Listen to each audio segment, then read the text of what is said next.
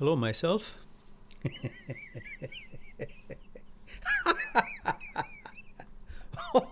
Hope you had a good day. Hope you're doing well. Please, please, don't all speak at the same time, one at a time. Oh my goodness, there's Abby here. Hello, Abby. How are you? And thank you for the hearts. I just thought I put a live stream on, but no, nobody was here. So I thought maybe I'll have a live stream by myself and I will discuss topics of interest to myself, answer my own questions, and probably will be a jolly good time.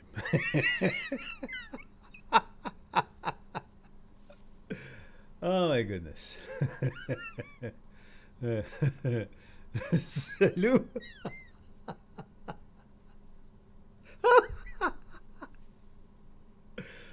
Okay, okay.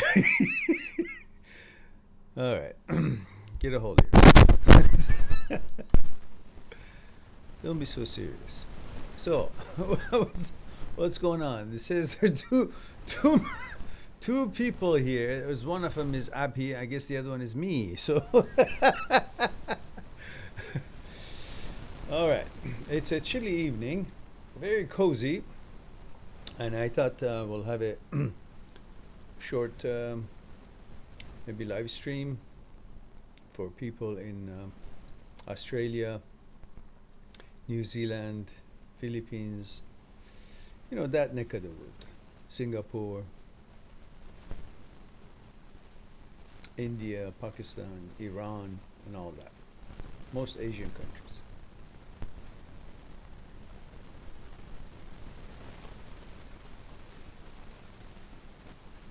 Can you hear me okay, Api? Is it all coming through okay?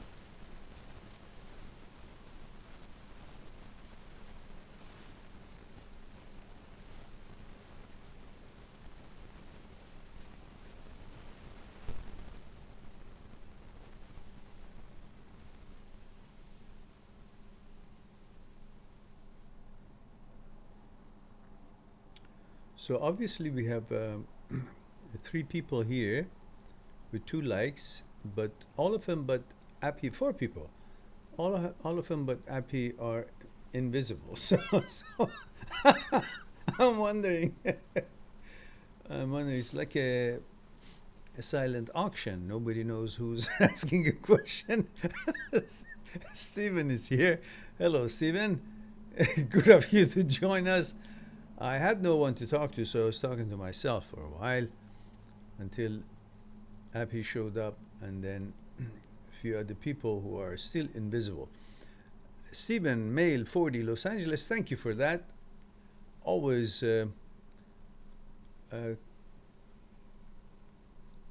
complying with protocol. Audio is very low, really.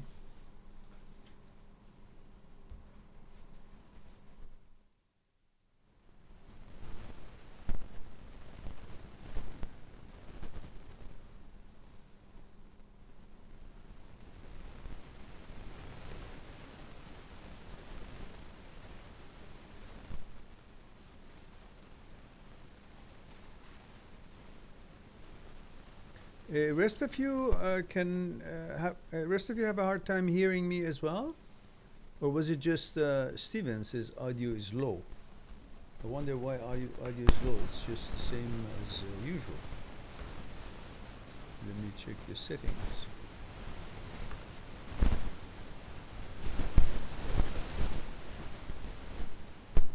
No, audio is good.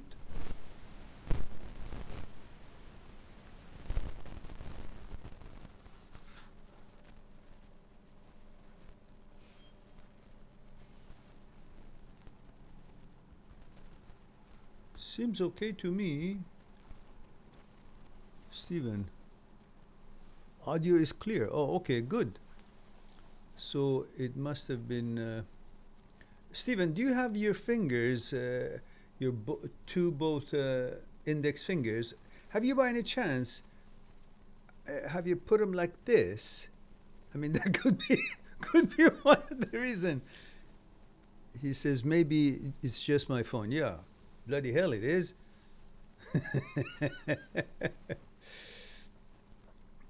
If nothing else is going to be interesting in this live stream, from minute 4 or 4.5 to to to maybe 5 or 6 or 7 or 8, that's going to be the highlights of this this live stream.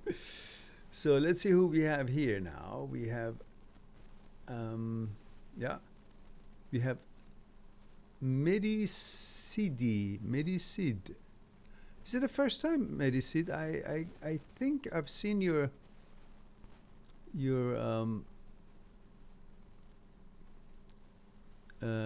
screen name here before, but I'm not sure. Sid, female. Oh, Sidhi. Oh, Sidhi. Yeah, it's the first time, I guess. No, Sidhi. Female, 22, India. Audio is clear, she says. Oh, thank you for that. And Leo the Lion, you haven't been here for a long. You're from Seattle, aren't you, Leo? Let's see. Says hello, Mehran. Leo, Seattle. There we go. Seattle, Washington, male 28. Gee, I'm still not that old. I remember, huh?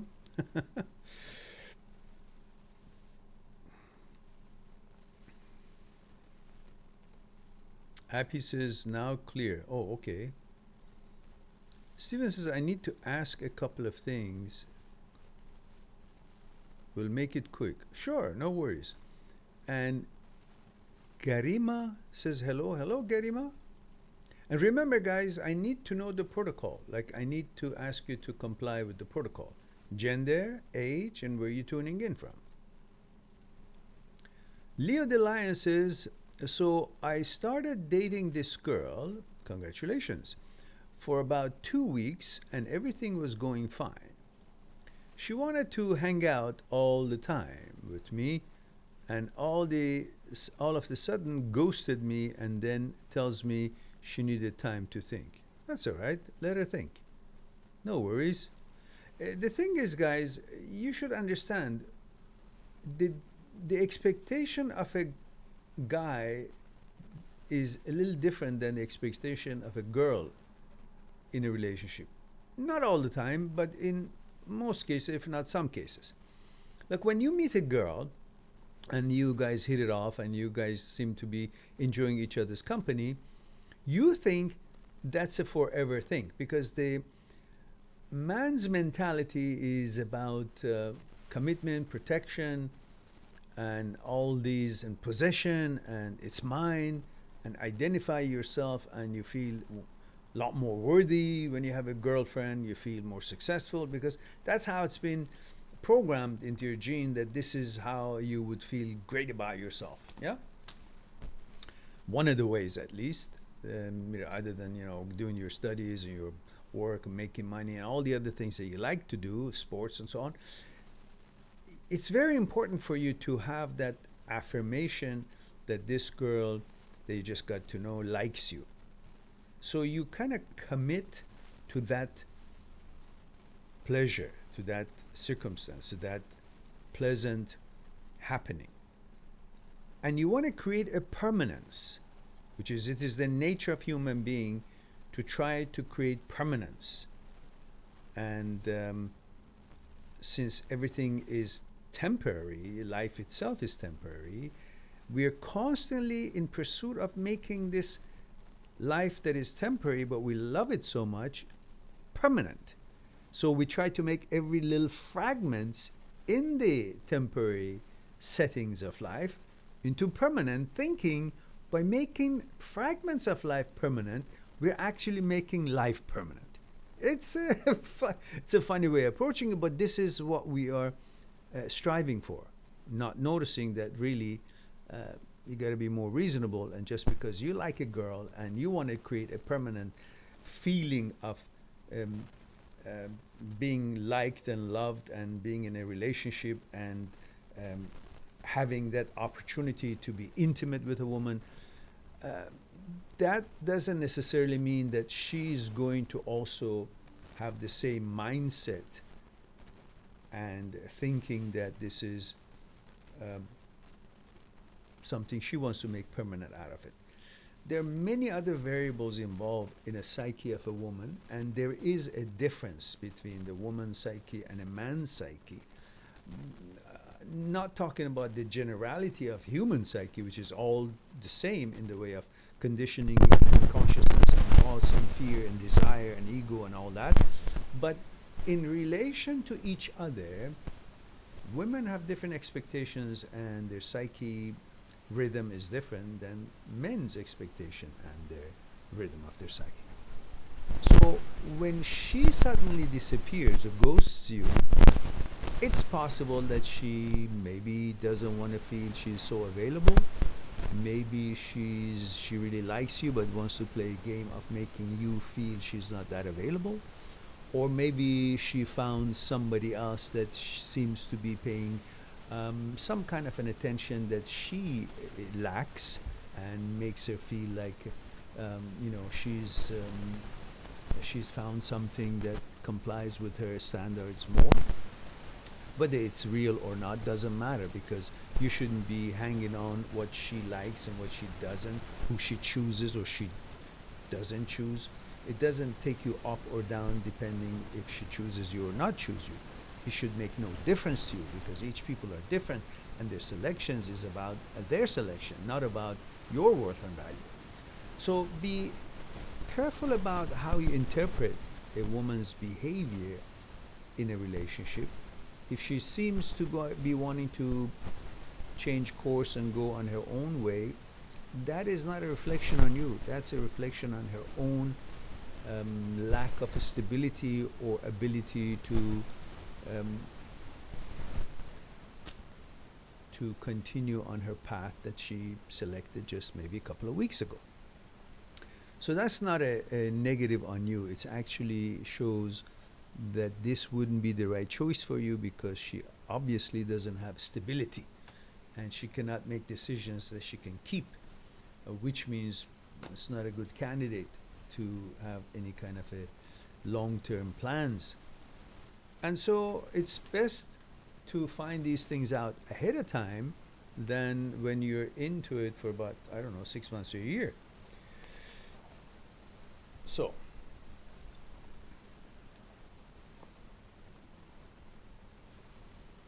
in such cases, when they ask you to, I want to have time to think, well, they can think as long as they want. There's no pressure.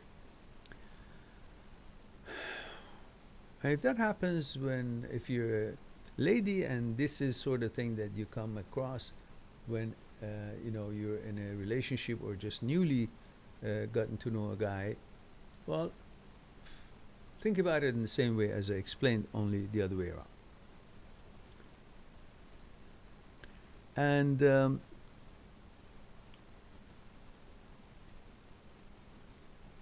Sidhi says, yes, it's the first time. Well, thank you very much. Even though it's your first time, you already knew the protocol and you so kindly adhered to it. Sidhi, female, 22, India. Stephen says, before telling you I want you to know, I change some things up. When I wake up, I do my affirmation and try meditating before going to sleep. I went out today with a friend and saw so many other girls out, which made me think I need to not make this current one so special. There you go. Maybe because I invested a little in her and had sex 6 or 7 times, that I make her special. Yes. Most men, when they have sex with a woman that they have just met, like got in a relationship, they seem to be very committed, and they make her so special because it's such an amazing thing when you are able to be intimate with a woman. So you find that something that you should be protecting or trying to do whatever you can so it won't slip away, so you can enjoy that intimacy and that relationship. So that's all right. And so while we're waiting for Steven to continue, we have Mariana. Mariana, female, 28, Mexico. Oh, ¿cómo está? ¿Cómo está? So, and she says, hello, Meran. I have been watching your videos and I have said it before. I'll say it again. Your channel is one of the best channels in YouTube. Well, thank you so much, Mariana. I'm so delighted and grateful to these kind words, and I wish more people would be able to reach our channel and find our channel and benefit from it. We have tried on this channel to adhere and help and address many different questions of day-to-day life, and mostly about breakups and relationships and the devastations that people feel after they break up, whether the woman leaves the man or the man leaves the woman or whatever the relationship is, regardless of who leaves and who is hurting. We focus on the hurt and the devastation and the person who's been feeling rather sad or upset, and we try to help, and we've been doing that since I think 2013 or 12 or 13, and we've had over 1,700 individual videos on this topic. But through these videos we also cover other topics having to do with the psyche, because this whole business of relationship breakups is a trick I'm using to introduce to you your own psyche, the role of thought and consciousness, how they are formed and how they relate with each other, understanding fear, desire, pleasure, ego, mechanical process, material process, order, routines, how mind seeks security, where does mind look for security. And all of that is really my purpose of having this channel up and running, to introduce your psyche so you can become your own mechanic of your own machine. Everything is up here. And this, if it's understood how it functions and malfunctions, and how you can drive it, you can direct it, you can communicate with it, you can understand its behavior, then you can use it to take you to levels of steps of success as you wish. But if you don't understand how this functions and malfunctions and how it can be rewired, how it's conditioned, how it works, then you can actually be taken for a ride to the places that you never wanted to have anything to do with, because this can also go crazy. It's a very powerful apparatus, brain is. Because it's so powerful, it is very important for you to understand how it is put together, how it functions and malfunctions. Otherwise, when it malfunctions, you won't understand it's malfunctioning, and you think it is actually representing your desires, your thoughts, your beliefs, your direction, your mandate, and your personality. And that really takes you to crazy far. You have to understand that you're not the brain. You're not thoughts that the brain makes. The thoughts that you make is when you use the apparatus of the brain to create thoughts, calculate things, figure out things, design things, produce things, learn things, accomplish things, plan things. That's your thinking. But brain also uses its own apparatus to do something with it. It's not only you using the brain to do something with it. Brain itself uses is apparatus to something with it. And that something with it, it's what it is made for, to conjure up and make thoughts. And some of them are for the purpose of protecting you. So it constantly makes thoughts to alert you, and the thoughts that is irrelevant to you, but the anxiety and your focus on protecting what it is that you love in your life makes the thoughts come up with all kind of negative things and throws it out for you to be aware, and in the process confuses the hell out of you, and you think what it thinks and what it conjures up and shows interest is actually your interest. No, it's not. It's a brain malfunctioning, and there is a system in the brain called striatum. In it, there is a piece called caudate nucleus, which is supposed to automatically, after a couple of seconds of recognizing there's an intrusive thought showed up in the mind, in the brain, caudate nucleus is there to automatically shut it off, because it inwardly knows what you're all about, what you're thinking, lifestyle, interests, inclinations, and all that is. And based on that, it shuts off intrusive thoughts. After you notice it and say, oh, what is that? And then it shuts it off and you go about your business. But brain also malfunctions, and sometimes this caudate nucleus and that whole system doesn't work as it's supposed to. That is why you should know about your psyche and its behavior, so you won't be suddenly bamboozled thinking that these intrusive thoughts that are showing up is actually your interest. Then you get really messed up, because all your life you've been living and thinking and seeing and feeling differently, and suddenly you have other thoughts pop up in your head, other suggestions, images, and so on, that to you, according to your interests and preferences and gender, is intrusive. And you wonder, what are these doing in here? Is there any change happening to me? By knowing about your brain, you'll understand that there are no changes happening to you. These are just intrusive thoughts and needs to be dissed and ignored.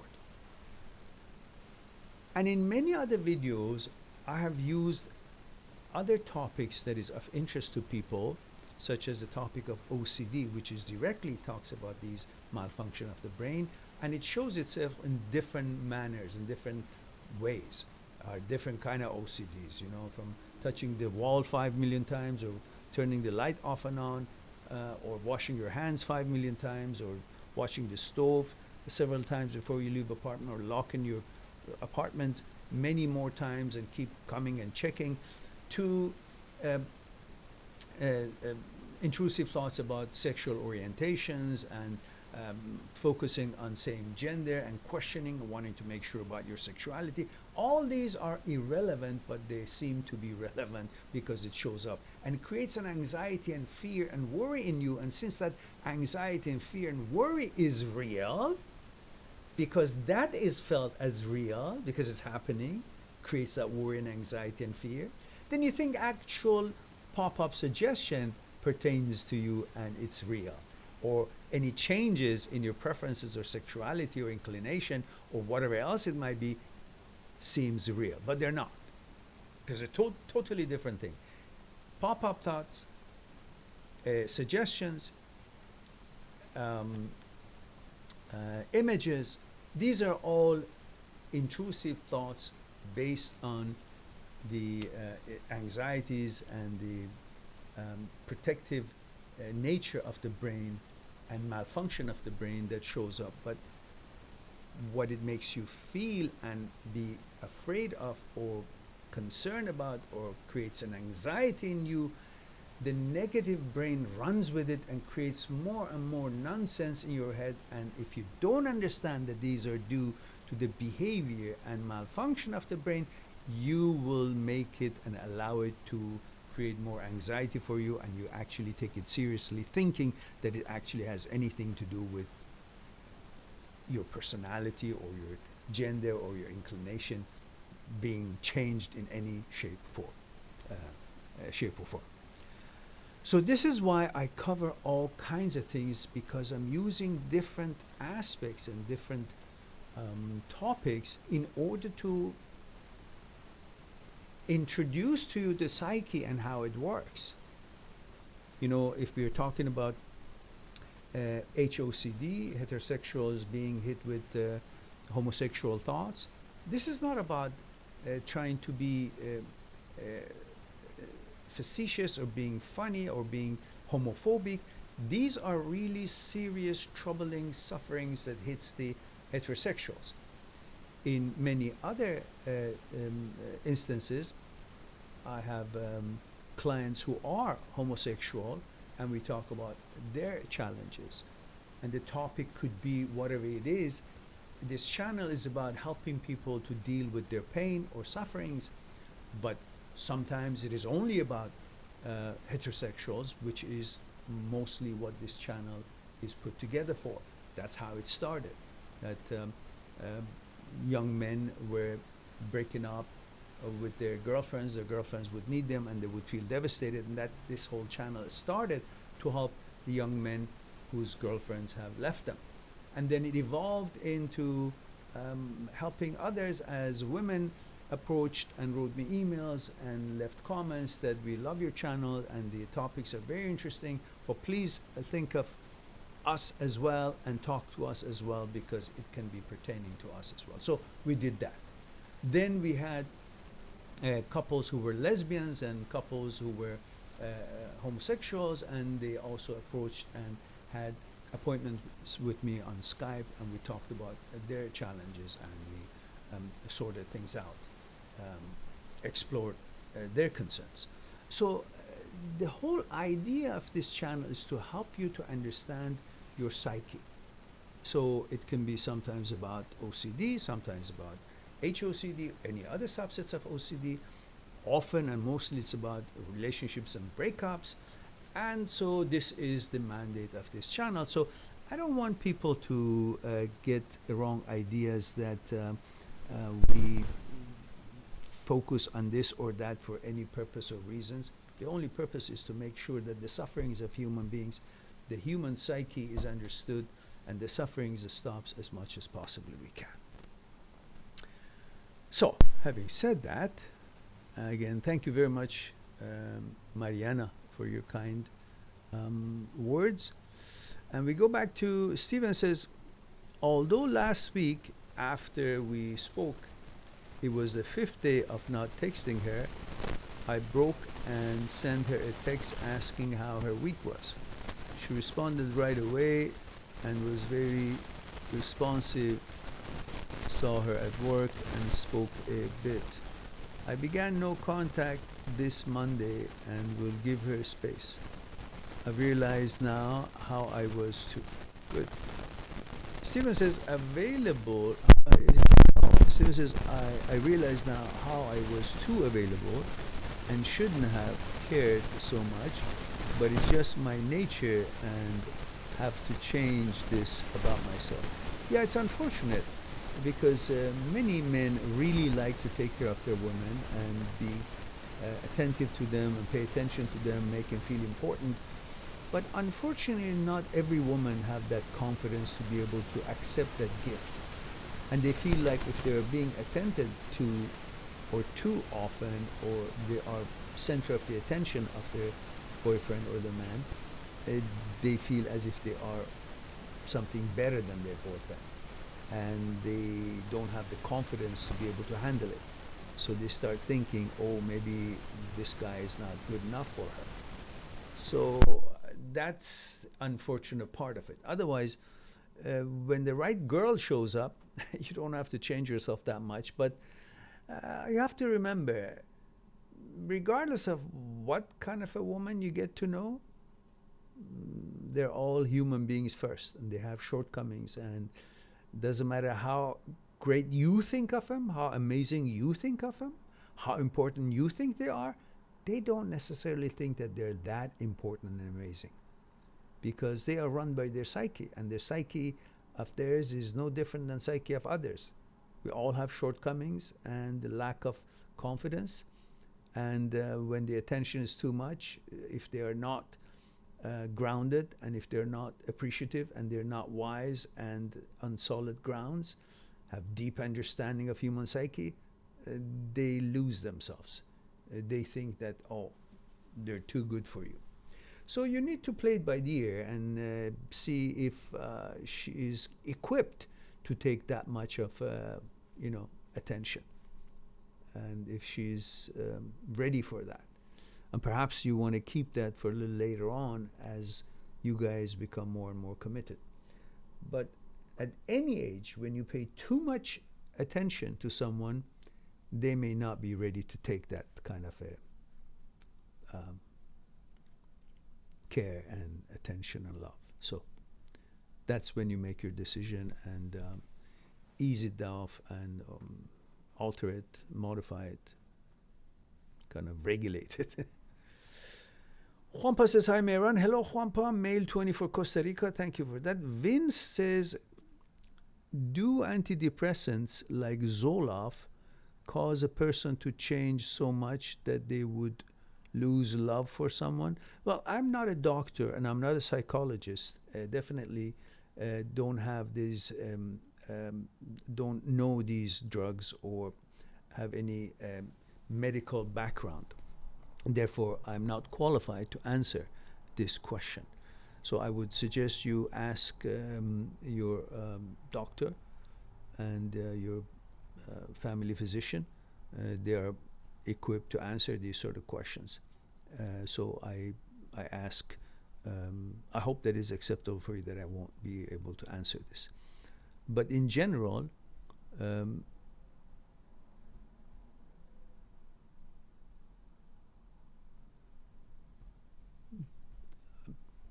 I don't know if there are any side effects to these things or not. Again, I don't know. That's my best answer. I don't know. Ask your doctor. And Garima says, any advice? I don't want, I don't what? I don't, what is he hiding, but it's draining me out. He don't love me as much as I love him, and it's really draining me out, but I don't know what to do. Well, Garima, what happened to the protocol? Did you do that and I forgot? Let me go up here. Garima, I need to know gender, age, and where you're tuning in from, because I don't always remember. I know you've been here before, but I don't remember how old you are and your gender and which country you're from. I'll get back to you as soon as I have that. Stephen says, what I also want to ask is how to apply no contact at work. No, don't apply no contact at work. If you have some business to do with her, go and, do your business, like, talking about this patient or that patient or whatever it is. But don't go out of your way to just be in her face and talk to her or chit-chat. That's not a place to chit-chat. Keep it all pertaining to the business, professional, whatever it is that your mandate is there. And somehow, whether you were too available or not, I believe from what I know, she is the instigator of this separation, and therefore let it be. She has to fix it up if she wants to fix it. If not, you go on and you'll find somebody else. In the meantime, just keep focus on your work. If she talks to you, texts you, be cordial, kind, and yourself, and normal, and no animosity or any negativity. But if she doesn't, leave it. She'll eventually ask you if she's interested. If she's not too full of herself and she figures out that she has messed up by getting full of herself because of your availability, then she's going to fix it up. She's going to talk to you. She's going to ask you what happened, and then you can tell her exactly, this is what happened. I pay attention to my woman because I like her. I don't beat behind the bushes. I like what I like and I don't like what I don't like. And you seem to take that in the wrong way as thinking that you're better than me. And if that's the case, well, I don't want somebody who thinks she's better than me. I'll treat her well and I expect to be treated nice, naturally. You're under no obligation. And if that is whenever you're ready, you may come back, and if I'm still available, then we may try again. If not, I wish you well, all the best. I'm not going to be putting my desires for sex ahead of the importance that I feel for you and a relationship. That's the end of that.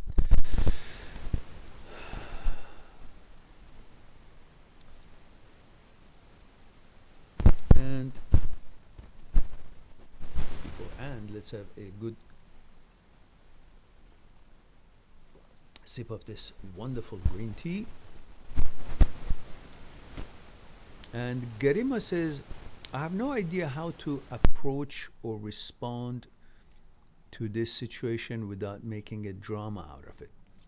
I mostly communicate about this stuff, but he either acts defensive or ignores me by saying I don't trust him.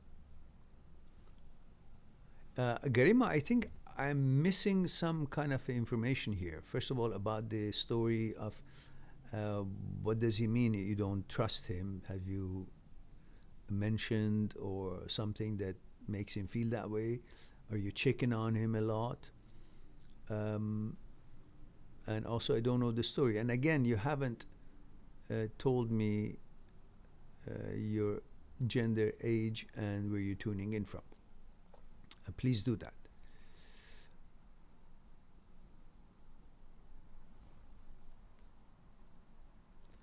And Steven says, one more question before going to sleep. Sure, go ahead, fire up.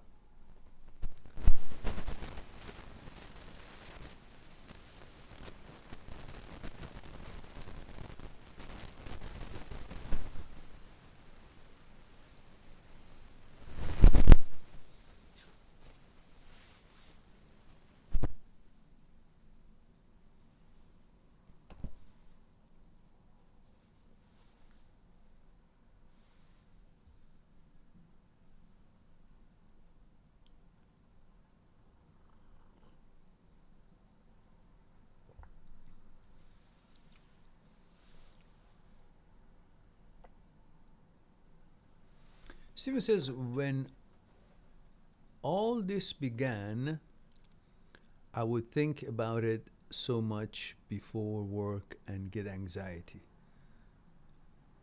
I've never been this way before.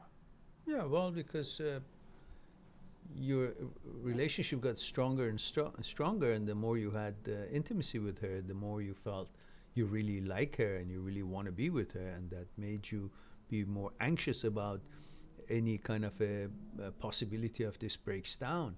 Again, it's no different.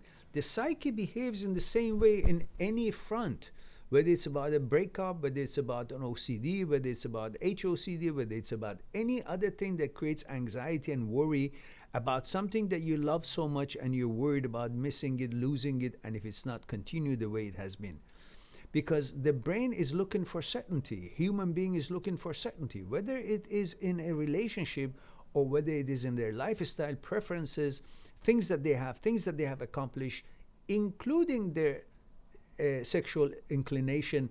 They are so protective of it and love who they are, how they've been, how their life has been, what their gender and inclination is, that no different than a breakup or relationship, they become too focused on it, and the anxiety and the danger of losing it hits them and creates intrusive thoughts and obsession about it, and then you gotta constantly focus on it, and to the point that, if you've been, whatever it is, the first thing you think of is always that in your head. Is she gonna be there? Is she gonna be nice? Am I gonna have to prove myself to her? Is she gonna be paying attention to someone else? Or if it's an OCD or HOCD, the first thing you notice, you see a guy, see if he's good looking or not, because you got to check.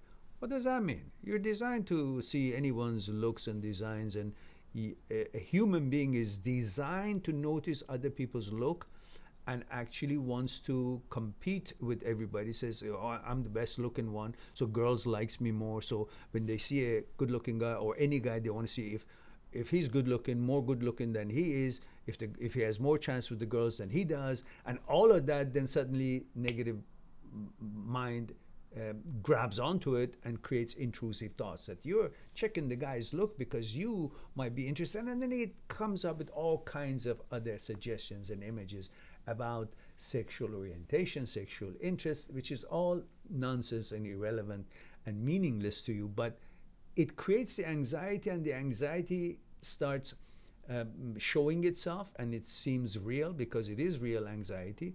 And then the body reacts to thoughts, and then you think, oh wow, it could mean something.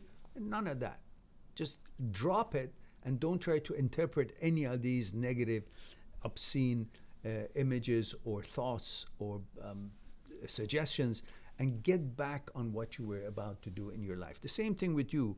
When such intrusive thoughts about, is she going to be there? How is she going to look at me? How is she going to pay attention to me? Is she going to respond to me kindly?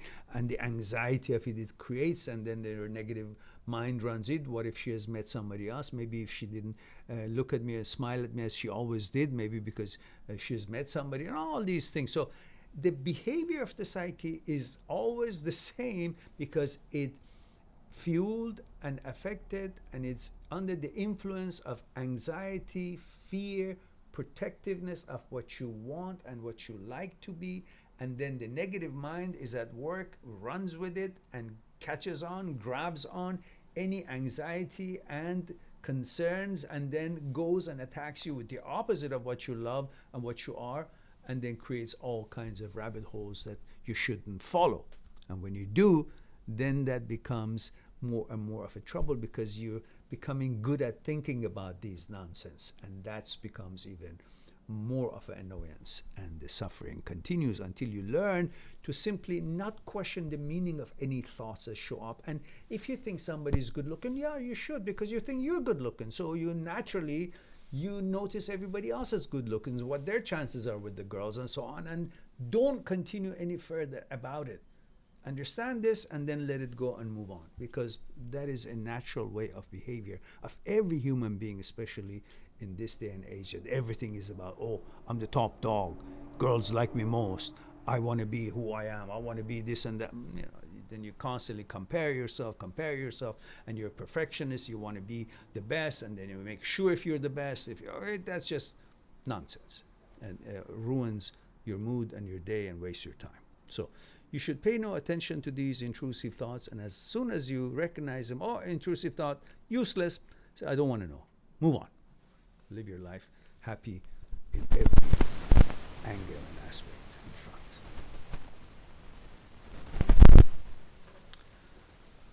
And Garima says, sorry, network issue. Female 19, India. My ex is back and we are together now. Uh-huh. Okay. So, you're 19.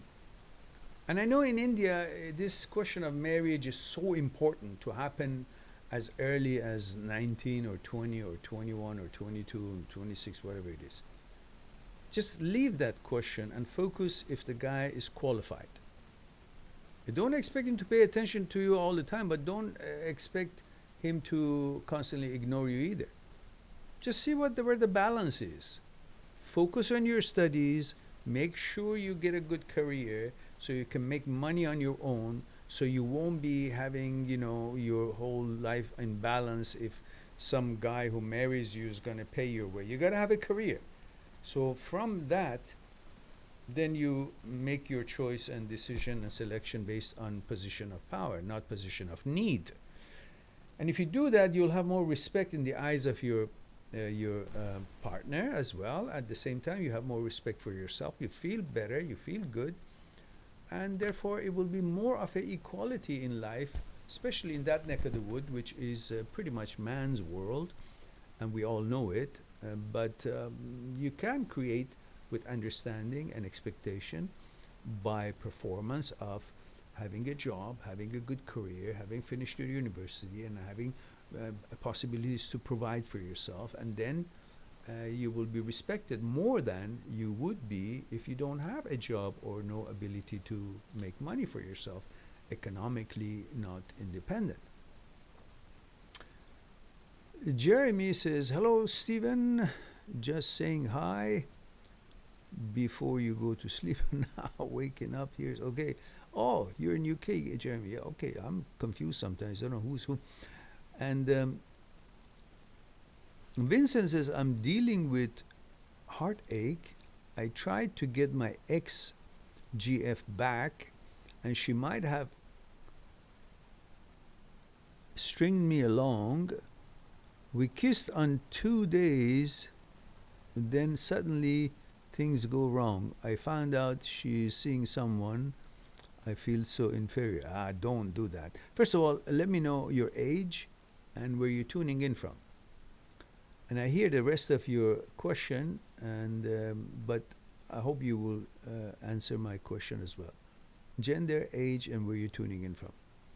And Vincent says the sad part is I learned everything I did wrong, but I can't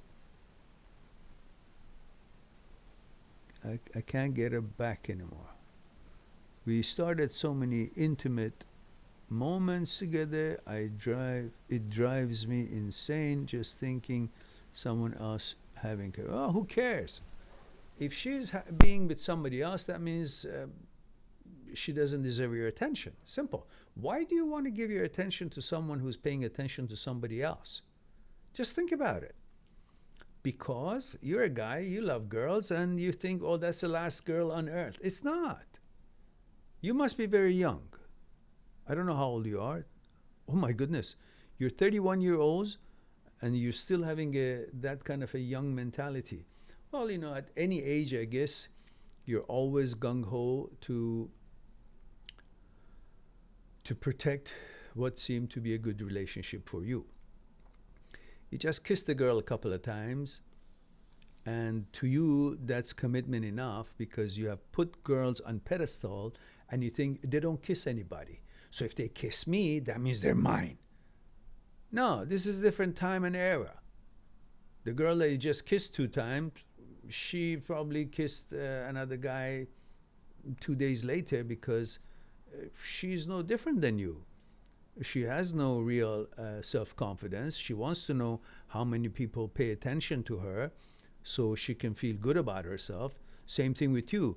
Just after you kissed her, if you're walking home and a pretty girl shows up and talks to you and you end up having tea with her or whatnot, and then she wants to kiss you, wouldn't you kiss her? You'd kiss her. You'd be very happy too. You say, wow, I'm really, hot dog. So many girls like me. You feel great about it. Well, same thing with girls. They're looking for attention as well. And they feel good when they see so many people that they like pay attention to them. They don't like guys that they don't like to pay attention to them. But they don't mind to get the attention from the guys that they were okay with. The difference is that we boys, we pretty much welcome attention from any woman. One, because we are polite and we are men and we try to be gentlemen. At the same time, it's a privilege to get attention from women. And at the same time, we just don't think it's something that you should shy away from, because we are trained to feel, okay, it's okay for the women to hit on us, but we shouldn't be hitting on a woman who doesn't want to be hit on by us. So that's a proper behavior. So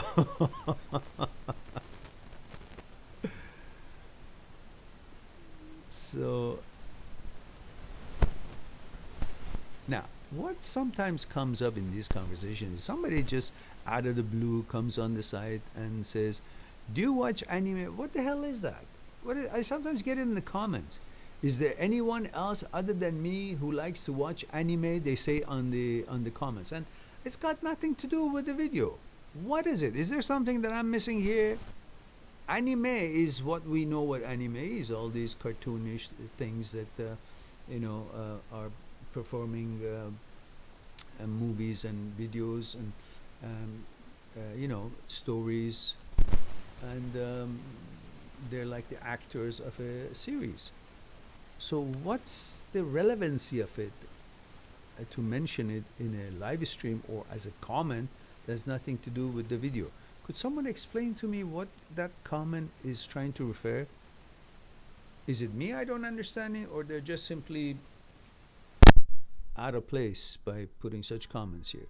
So jar pigeon or yar pigeon, what are you talking about?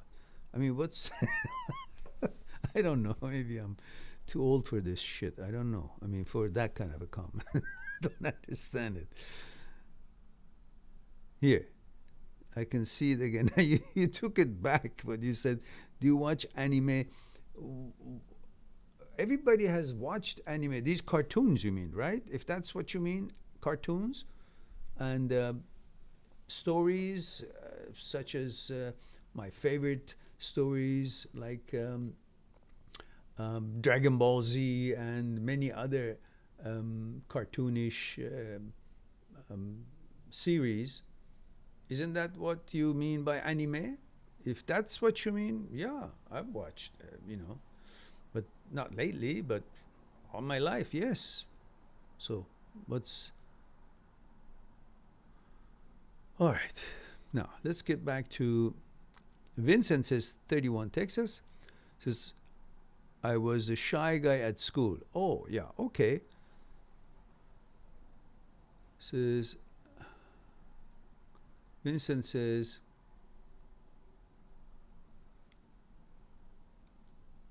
after pleading her to so much and showing up at her place Monday last, saw her, took her to her work, and she crushed me, telling me how her new person gave her keys to his house and how they think alike. Okay, leave her and move away from her because you have placed yourself in a lower position by constantly following her and showing attention to her and being so available to her and needy, and she has felt it.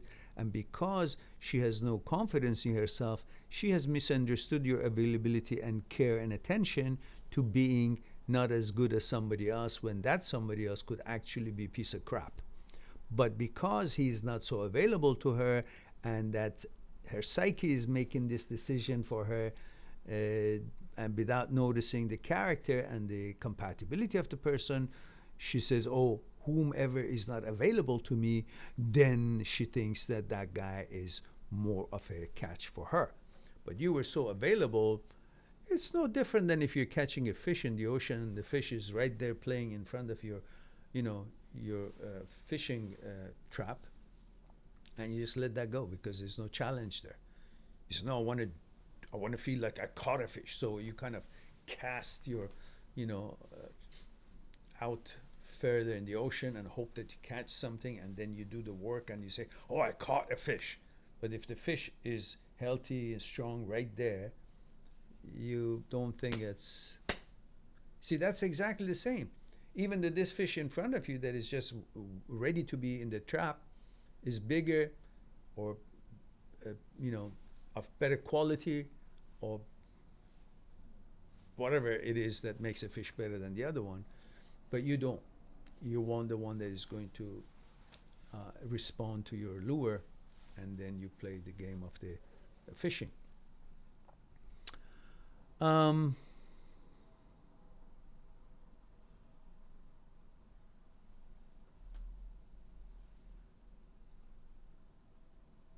Vincent says, yeah, I stopped completely, no more contact. Okay, good, thank you.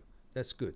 Keep it up. And leave her alone because obviously she's too weak to understand quality and love and attention and appreciate it. She's looking for affirmation, and that affirmation comes to her from people who don't pay too much attention to her. Some women are like that. And that's not a woman you want to have anything to do with, because she's going to be looking for attention after she got yours. She's going to look for somebody else's. After she got theirs, she's going to be looking for somebody else's, because that's the source of her confidence. And that means there's never a source. It's just going to be jumping like a sparrow from one branch to another. That's not the kind of girl that you want to be in a relationship with. Let her go and handle her own problems. And don't ever think what she has chosen is better than you. It just means she doesn't have the understanding of the quality of the person that you are, and that is her shortcomings, not yours whatsoever.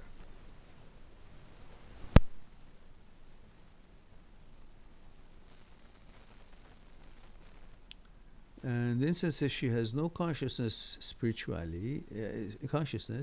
spirituality, or spiritually she is ignorant, even though she attends church. Well, what does that mean? Whoever attends church, that doesn't mean it's a good person. People attend church in order to be part of a group, or at least look like that they're good, so they can do whatever the shit they do and get away with it. And every time somebody says something, he says, "No, I go to church." And many people go to church because they really believe and they're very spiritual and they're very good and so on and so forth. So we have all kinds of people that gravitate to a religious um, setting, but they're really not applying the religious teachings, or they're into it at all, but they're there for different reasons. So just having a label on your jacket as a, I don't know, martial art expert doesn't make you a martial art. Having a label on your jacket, I'm religious, I'm law abiding, I'm God fearing. What does that mean? What is your effect on humanity and people that you live in the same society? What kind of role model are you? How positively are you affecting the community and society you live in? I don't care if you go to church, mosque, synagogue, temple of monks or whatever. What kind of a person are you? How are you helping humanity and other people? Don't hide behind your religious flag. Don't hide behind your nationality. What are you doing for this world? Not what the religion you belong to is or is not doing for this world. You. So the people who want to use the religious card, church or mosque or whatever else they believe in card, that's just a cop out. But if you really are a good person, then that will show with your actions, your behavior, and how you affect the other people, and what kind of role model you're to children, and so on and so forth. So, and then he says he goes to church every Sunday. Her parents are the same, closed-minded. Her dad made me believe she was innocent, yet she had been with, oh yeah, don't worry about that, innocent. Not having had no sex doesn't mean you're innocent. And people who have had sex before marriage doesn't mean that they are not innocent. It has nothing to do with that. Vincent says 24, she'd been with a 48-year-old, then some random dude outside her house. Yet her dad wouldn't let me take her unless I married her. Oh, well, okay. Now she's on Zoloft and is a totally different person. All right, then. I think you have your answer. Obviously, she's got issues to deal with, both personally, family-wise, and perhaps in other areas that she needs to sort things out. So you just enjoy your life and be thankful to whatever works for you, that you didn't get stuck and you didn't go by your desires and listening to her dad to marry her because you just wanted to get some. And that's not a good way, to get some. So RoboMed says, hi Meran, male 20, Chile. Ah, welcome. Says, so long time that I haven't seen you. Hope you're well. Thank you very much, Robo. And, oh no, it's not Robo, it's Reborn. Reborn _07. All right. Well, I somehow feel that I may have seen this thumbnail, but you haven't been here for a long time. You're right. Obviously, you have been here because you know the protocol, and thank you for that. Well, good of you to join us. I'm delighted that you're here. This was unannounced live stream, but I thought maybe why not? It's a cozy night. I have my tea here and caught up with my videos. So there we are. Now, Kara Batag says, usually your first OCD thought comes as a thought like, Kara, how about protocol? Gender, age, and where you're tuning in from. I'd appreciate that, at least to know a little bit about you and to know how old you are. If I would like you to, you know, if it's, you know, just the age is important for me, and of course where you're tuning in from gives me a little background on your, you know, on you, knowing which nation you're from. And I'll get back to you as soon as I have that information. I'd be appreciative. And joke taxes maybe react to what I said. I don't understand. Joke tack? Were you? Oh, you said something up there. Yeah, it says. Oh, I didn't see your comment here. Let's see. Joke tag says. Joke tag, where is your protocol? Age, gender, where are you tuning in from?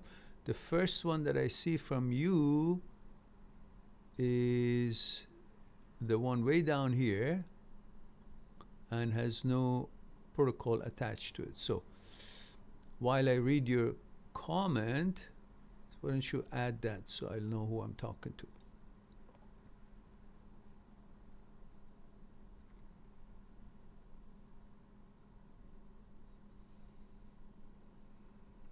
It says, true, all true. The brain always seeks security, always, but simply saying move on, it's not that simple. So don't make or that simple. No, it's not about being simple. It's like saying, well, this road that I'm trying to travel on is uphill and lots of boulders and lots of pits and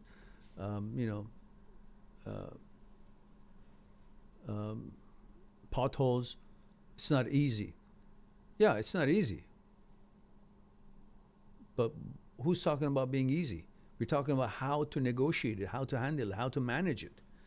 It's not about, there are many things that are not easy, but must be done. It's about conditioning your brain in order to have a chance to rewire itself and come out of from malfunctioning, and through neuroplasticity to rewire the brain through your behavior, as difficult as it might be, but you focus on understanding that you're not supposed to respond to thoughts because you are above thoughts. Thoughts are not you, you're not thoughts. Brain is not you, you're not the brain. So when the brain produces a thought, you're the boss of it all. There are the apparatuses working for you. So you decide and you select and you judge the relevancy or irrelevancy, the quality of that thought, if it's useful or not. And when you realize it's an intrusive thought, then your behavior of dissing it and disregarding it and focusing on what you need to be focusing on based on your interest and your goal and your inclination and however you've lived that you prefer, you will rewire through your behavior.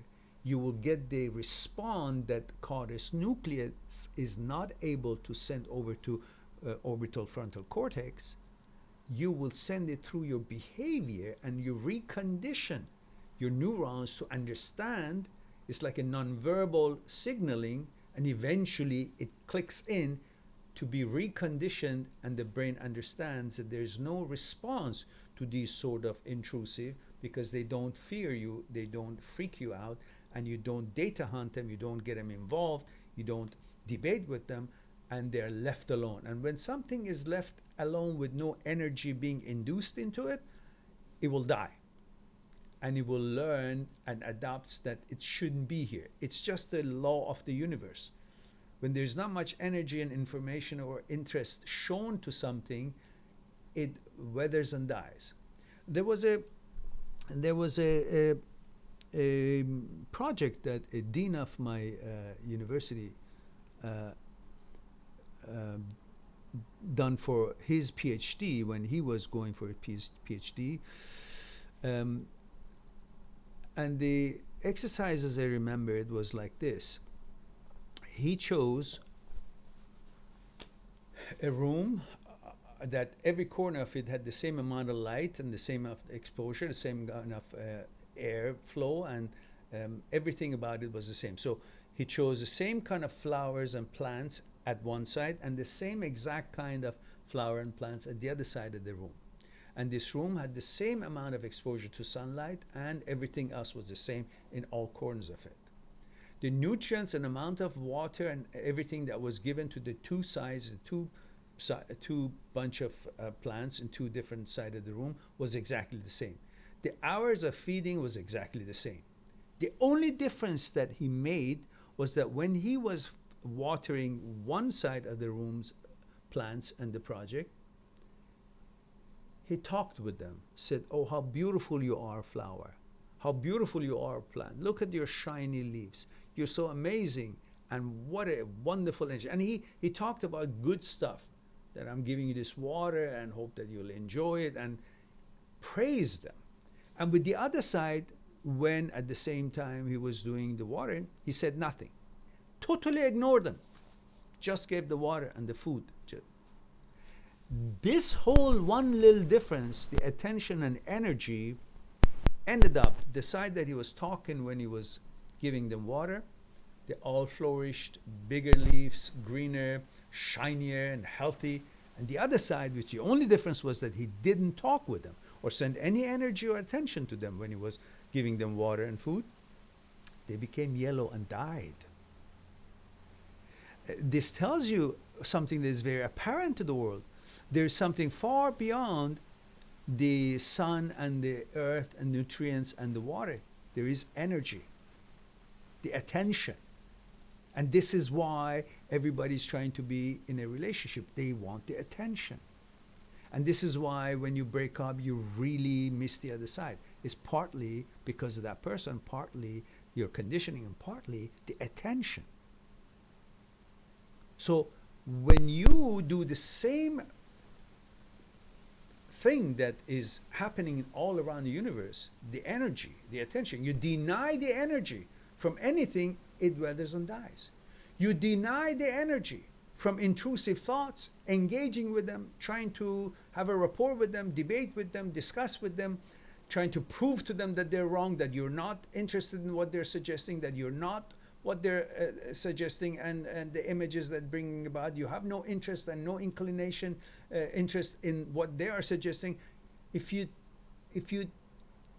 deny them from that interaction, that attention, there would be no energy of any kind, whether angry or not angry. When there's no energy flow, they die. The brain starts learning to be reconditioned and rewire itself because there's no energy, and everything works on energy.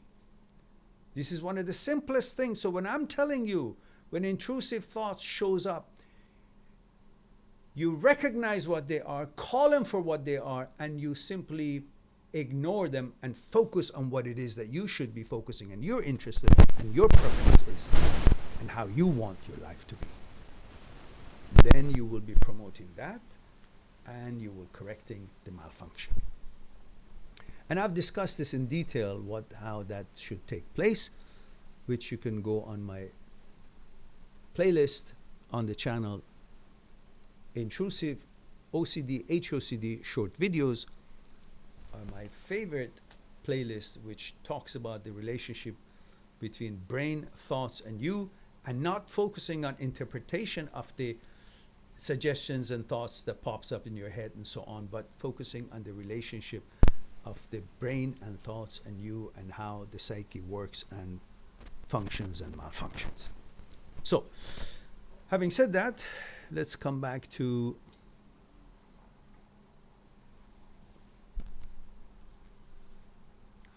Kara. Okay, I still don't have anything from, oh, Kara is here. It says, female, Italy, 17. Says, sorry, first live stream I've attended. Oh, all right, Kara. So, come stai? Va bene? And Kara says, usually your first OCD thought comes as a thought like, what if I stabbed someone? What if I find children attractive? Etc. My first OCD thought came as a feeling. Is it still OCD, or is it my fear, or is my fear to? No, it is OCD, because look, just as if you touch your face, you have feeling that a certain way. If your sister or your mother or your father touch your face, it still feels same feeling, because it responds to touch. Now, just as your sensories are designed to respond to touch, regardless if it's you, your friend, your mother, or your father, thoughts also affect the body, and body responds to thoughts. And it doesn't matter if it's this certain thought or that certain thought. It responds because every thought that shows up, it is associated with a word, and that word, if it's a certain intrusive or OCD, that represents a certain meaning, and that meaning is what the thought delivers and the body reacts. And that reaction, having heard that word, it has an association with what pertains your understanding of that word. For example, if the thought is about that plant is beautiful, but the plant is actually cactus, whether it's beautiful to someone or not, that's beside the point. I'm trying to make a point here. So the word beautiful has a meaning, even though it was meant about the cactus. But your brain doesn't respond to the cactus part, it responds to the beautiful part, the word beautiful. Because the word beautiful has a meaning, and its association for you takes you to the flower that you like. So you put the word beautiful and its interpretation to the flower that you like, and you react to this word beautiful cactus as if you're reacting to the sentence beautiful roses, because you're focusing on the word beautiful, and to you beautiful is roses. So the word beautiful brings to your mind roses. Then your body reacts to beautiful roses, not beautiful cactus, because that word was what the body, the thought, was delivering, and you took the association of that word with something that is meaningful to you. In sexualities is also the same. Since you're 17, I don't want to go any further with this, but if this question was offered by someone who was over 20, 21, or 22 years old, I could go further into it and help you see that thoughts, body reacts to thoughts, and the thought that shows up, body only picks up a certain thought and its association with what that thought could connect to in her interest, not what the thought originated in the sentence that I said, such as the cactus one. I don't know if you got what I'm trying to say. It's difficult when you don't have when you're not, unless if your mom or dad are sitting there with you and give you permission to be here, I would be more than happy to disclose it further. If not, maybe you can get their permission, and you can make an appointment with me on the Skype, and when they are also in the meeting, I can explain it further about that topic. Anyhow, everyone remember that we have a site, mindthatseekstruth.com, and you can make a Skype appointment with me, and for any new client in regards to your breakups or any other topic, if you make a 1 hour appointment, I will throw in another hour on me. So to begin with, we'll have 2 hours to explore what's concerning you one-on-one on Skype.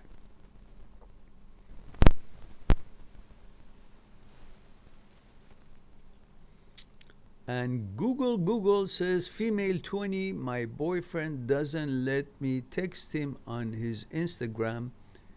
He don't tell me why. Any advice? Well, you're 20 years old. He's probably 21 years old, and it could be many different reasons. Maybe he doesn't want anybody to know that he's got a girlfriend, so he can still have the attention of the others. And you don't be so worked up on it, because you're 20 years old. There are going to be so many guys coming after you, and so many other possibilities for him and you both at this age. So nothing is permanent. So relax about it.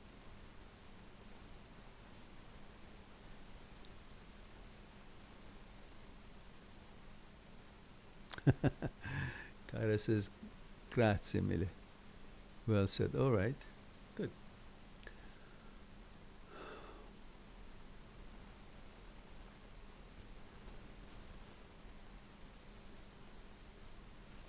And Joke Tag says 50 female Belgium. Are you from Belgium?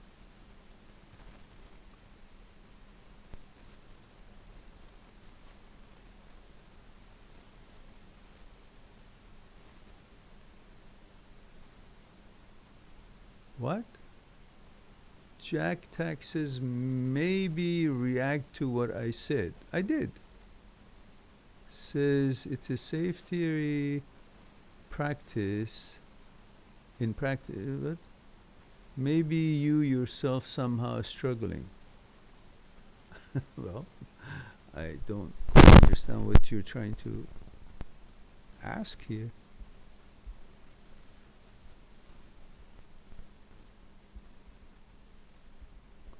All right. Anyhow.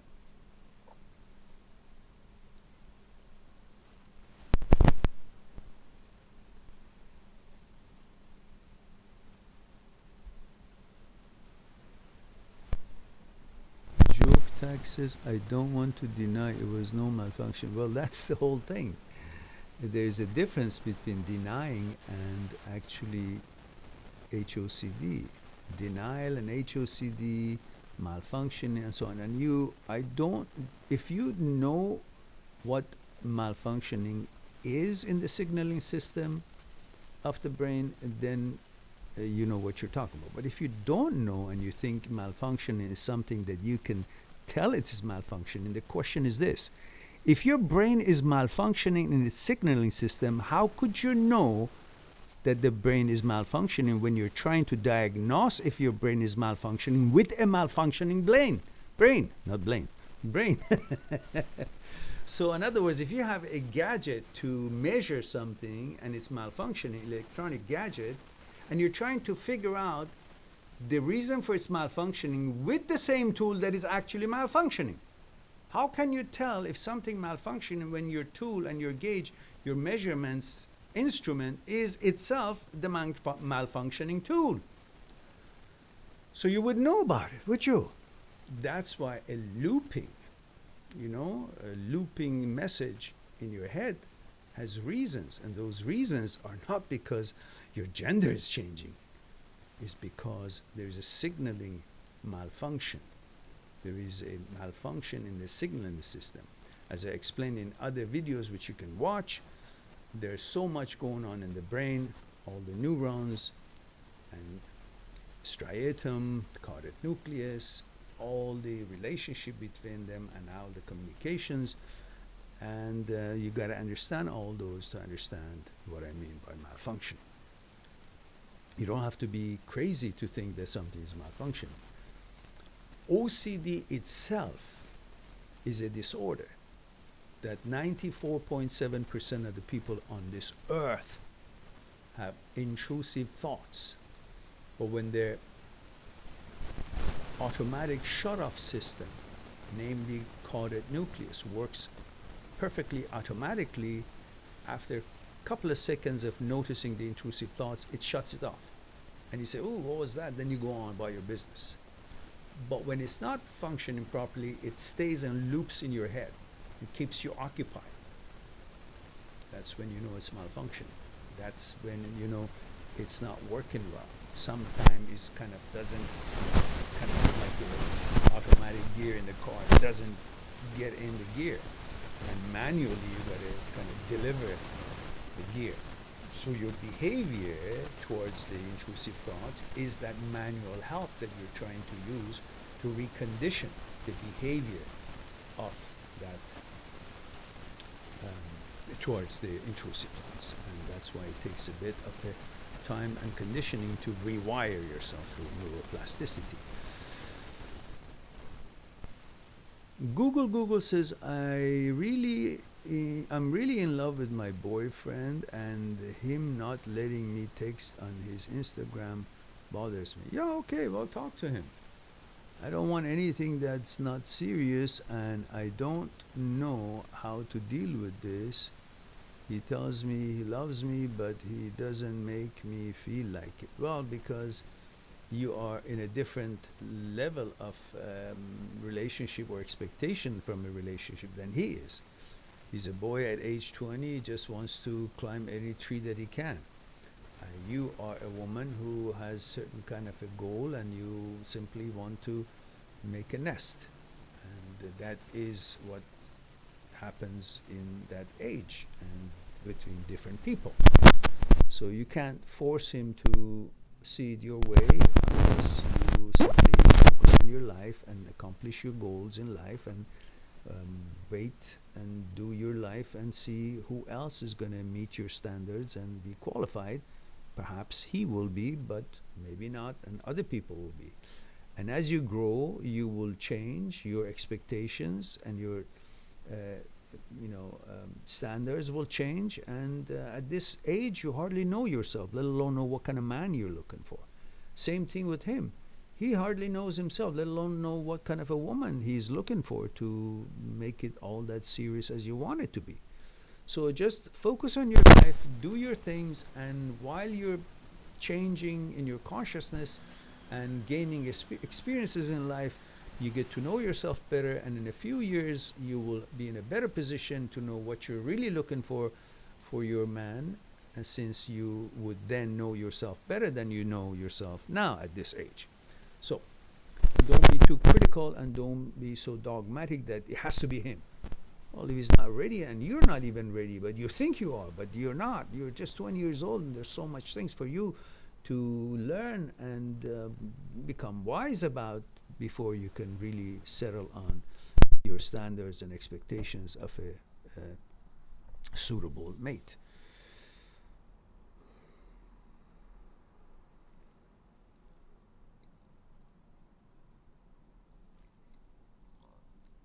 Reborn says that reflection of malfunctioning is pure gold. Okay, thank you.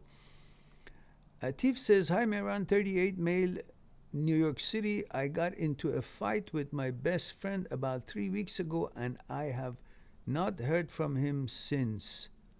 I apologized the first day, but there was no response. I feel I should just keep waiting. By the way, there is some static and difficulty hearing. Really? How many people have a hard time hearing me?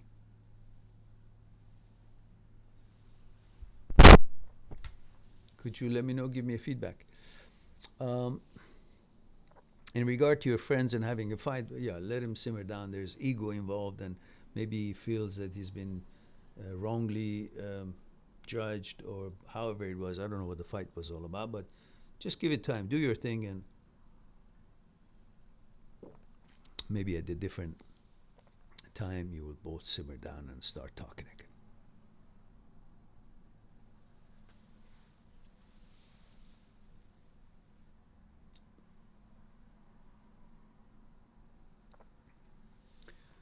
Is Atif the only one who has a problem with the sound system, with hearing me? Or all of you thinking that there are statics?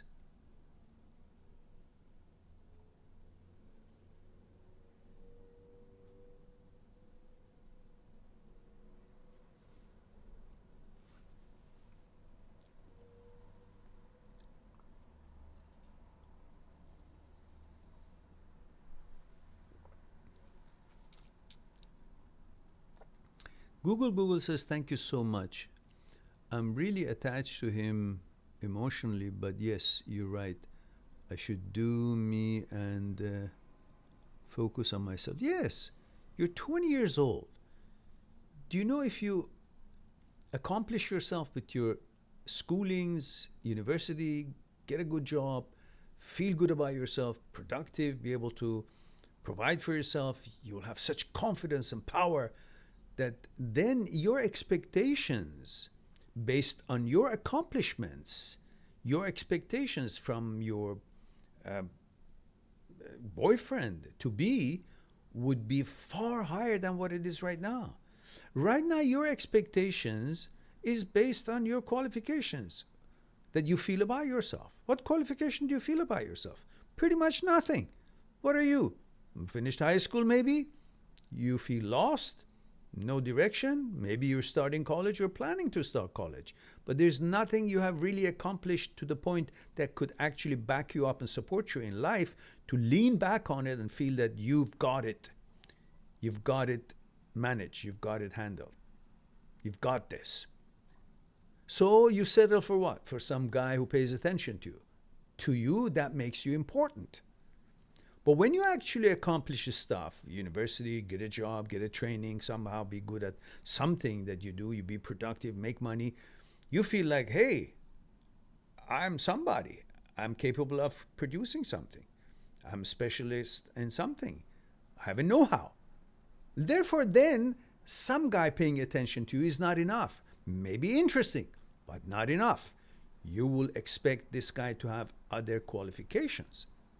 Maybe on consciousness level, maybe what education he has, maybe what he's accomplished in, maybe what contribution he's making to the society, maybe then your expectations of how he treats you would be far beyond what and how this guy treats you, and you're okay with it and still trying to hang on to the guy because you don't have much worth and value in your own mind about yourself. And you're trying to get that worth and value from the attention of other people. That means you'll always be hung into seeing who gives you attention. You'll be hungry for that, and you will be just, a yo-yo on their hands because they would become the source of your value, their attention. But once you get the value through your contribution to the society and your accomplishments in life, then you're valuable to begin with, and then you expect value from them, and you will qualify them and see what value they have on their own, about themselves, in themselves.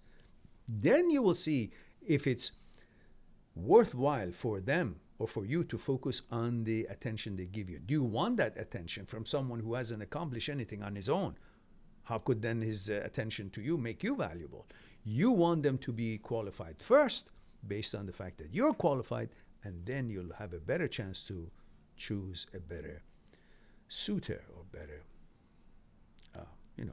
partner. All right.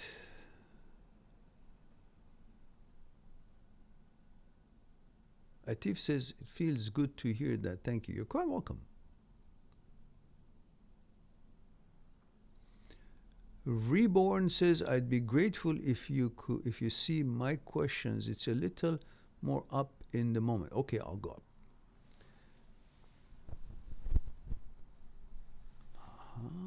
Let's go to Reborn's question.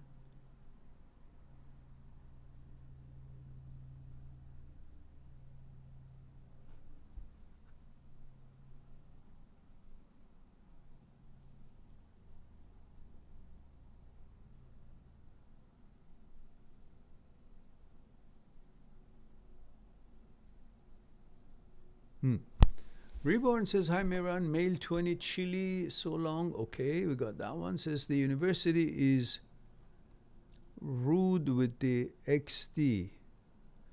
The university is rude with me.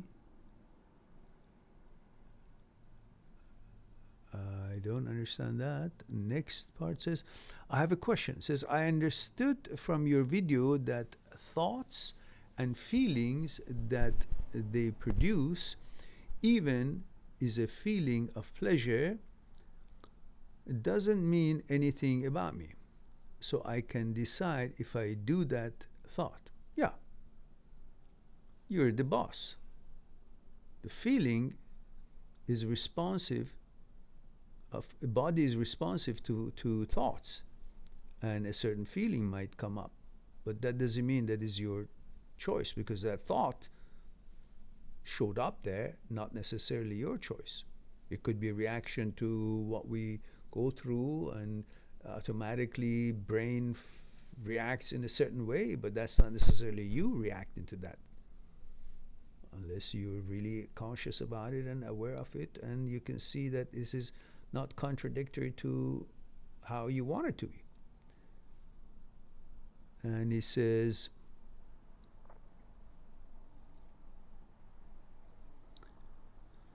for example, I had one thought days ago, but I think it's a waste of time, unless inappropriate in a conscious level, even if I had a little moment of pleasure thinking that for a moment. Yeah. So you shouldn't take your thoughts and conclusions of the brain so seriously, because it can have its own measurements and not considering what you prefer, but suggest something on its own. That's pretty much same as intrusive thoughts. But the problem is everything that shows up in the head, people think that it's them. They forget that, listen, brain is an apparatus that you use that apparatus to create something and to do something with it, making thoughts or using calculations or doing something that is useful to you. But this apparatus, brain, often uses its own apparatus to do something with it. It creates thoughts that have nothing to do with you. You're not even aware of it. 80, 90,000 thoughts a day. You're not supposed to be following every thought and judging it and then weighing it and see what it is or what it's not. You don't have time. You just know that is whatever thought that you're not instigating, you're not using, you're not trying to create. Well, you don't pay attention to it. It's like if I get into my car, there's so many other cars that are driving in the same road. I'm not concerned about where they're going, what they're doing, but they're there.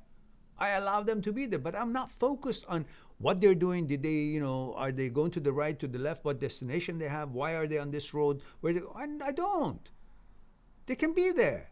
I'm there too. I'm only focused on where I'm going, how I should be getting there, and what speed I should have, what attention I should be having on the road, what things I should watch out for. That's it. Same thing. I'm there. Brain is there. I'm driving my own car, which means I'm using the brain's ability to do things that I want to do. It's a vehicle. And the brain is also doing its own thinking. So all these thoughts that is created by the brain are like the cars that are driving alongside my car in the highway and the road. But I'm not going to pay attention to all the other thoughts. I'm not going to pay attention to all these other cars that are driving by. I only pay attention to the one that I want. So instead of me checking all the cars and approving or disapproving and gauging what they're doing, if it's useful to me or not, I just consider them all nonsense and useless and irrelevant and meaningless, because I'm only focused on what I am for sure know that is useful to me, and I'm focused on accomplishing that. So I know I'm in this car, I'm driving, so I got to be fully focused on that. I don't care how many other cars are driving. I'm not going to pay attention to that, because I know the only car that means anything to me, the vehicle, is the one that I'm in it. So I focus on that, not trying to focus what meaningful destinations these other cars have that could be interesting to me or not interesting to me. Is it the me or not the me? It pertains to me or I don't care. I know which one pertains to me. That's the one I'm driving. So the thought that I'm creating, the thought that I'm using the apparatus of the brain to create, that's the one I'm focused on. The thoughts that the brain is using its own apparatus to do something with it, I'm not focused on that. 80, 90,000 a day. I don't care. Another million cars on the road. They all go in the same directions. If it's Los Angeles highway, Jesus, more than that. I'm not going to focus on that. I'm going to focus on the one I'm responsible for. That's how you deal with intrusive thoughts. thoughts that the brain comes up with pops up all day long, 80, 90,000 of them. You don't have to measure every one of them to decide what's useful, what's not useful. Just the fact that you're driving a different car, you focus on a different thought, that's all it matters, and makes all the other thoughts that the brain makes useless, irrelevant, and meaningless. That's how you deal with intrusive thoughts. All right.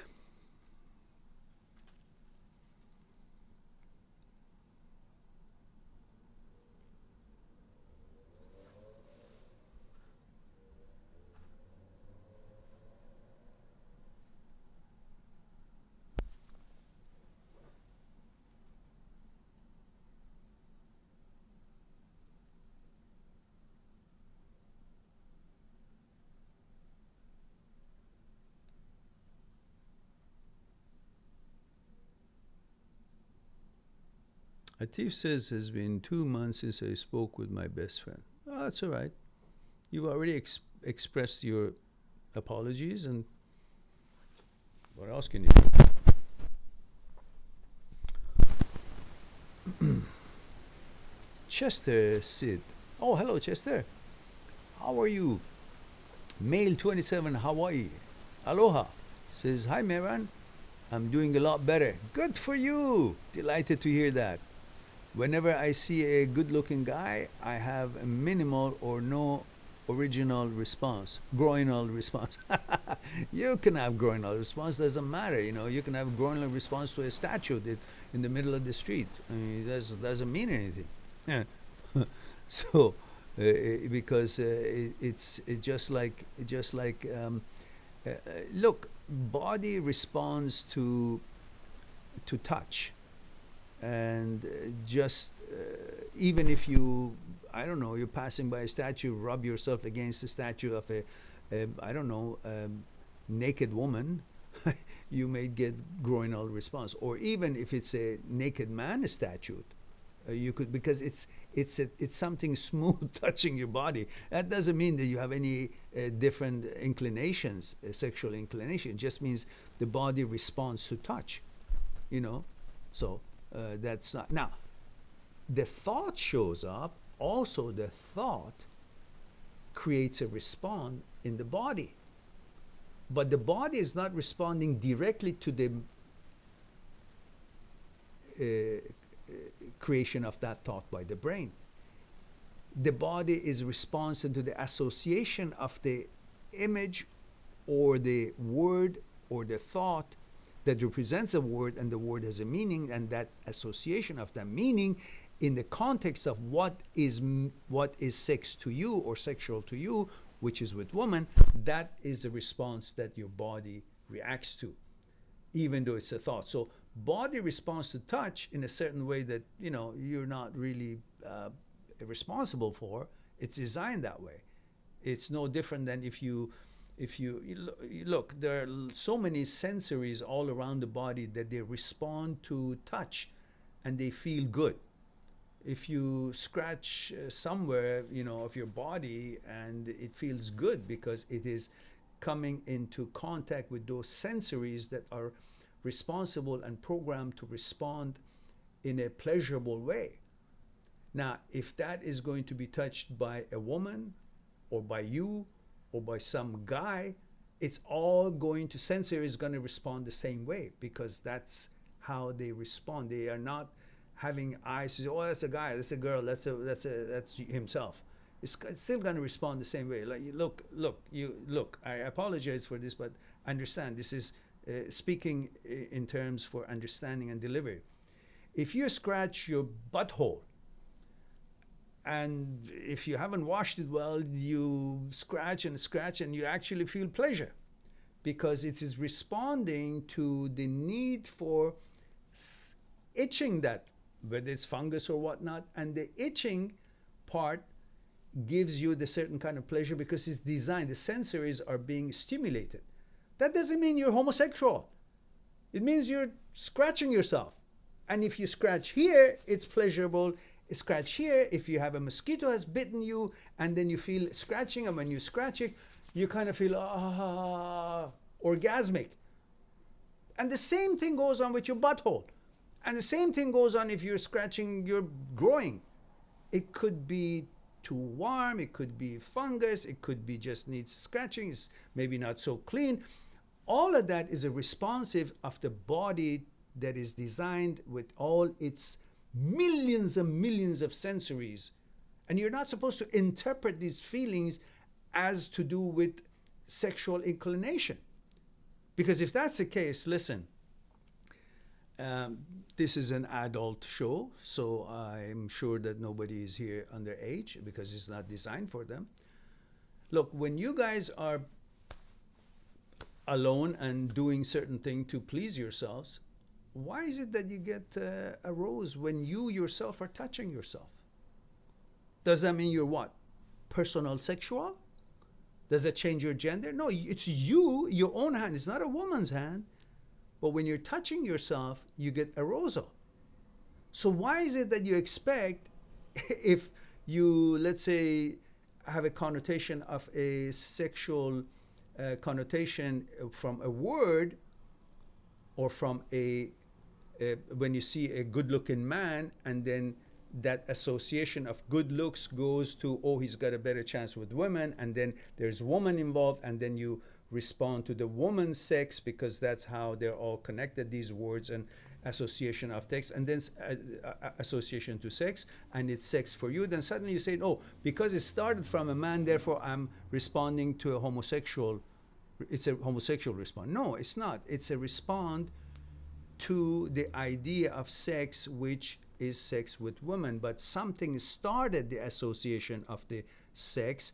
It could be a good look of a man, but the good look of a man responds to your good looks or your look, and then association with sex with woman in your case, and you respond to that, and suddenly you make a mistake and you say, oh, I responded to that guy. No, you didn't.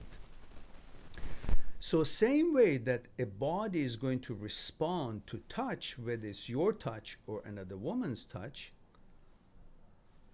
the thought also makes body respond, whether it's actually a thought directly by you that creates that response, or a thought that is generated by brain but has an association with the sex that it is in line with your preferences, which is woman.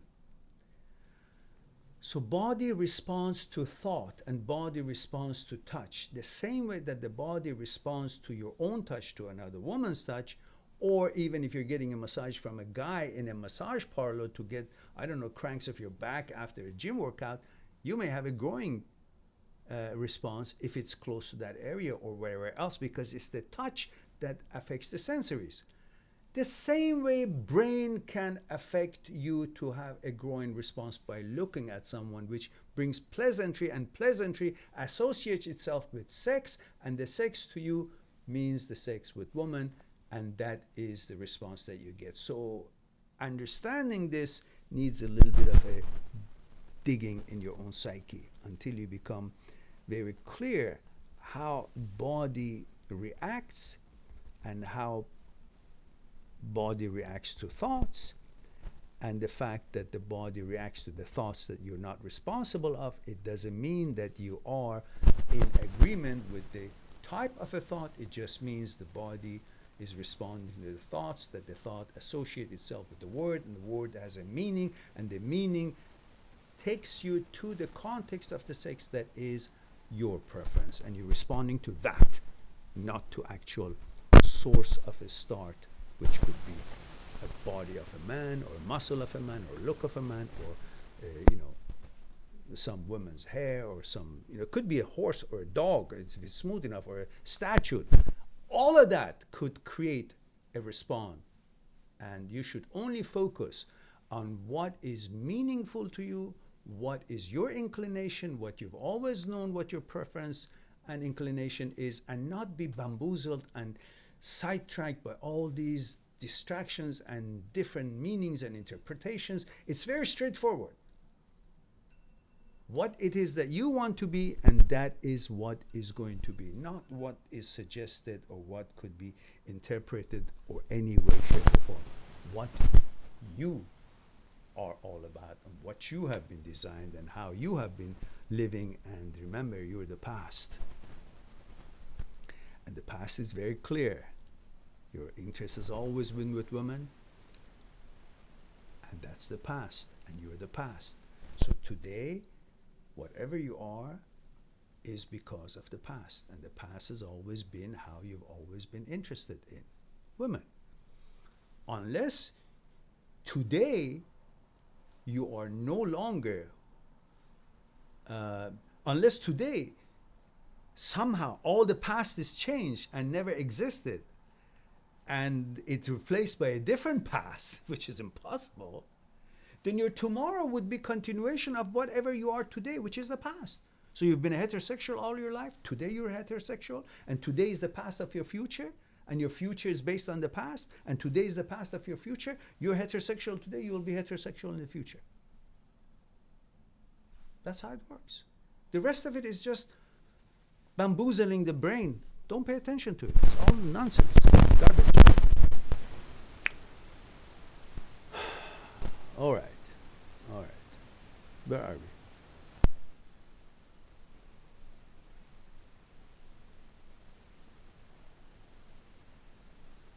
This is, all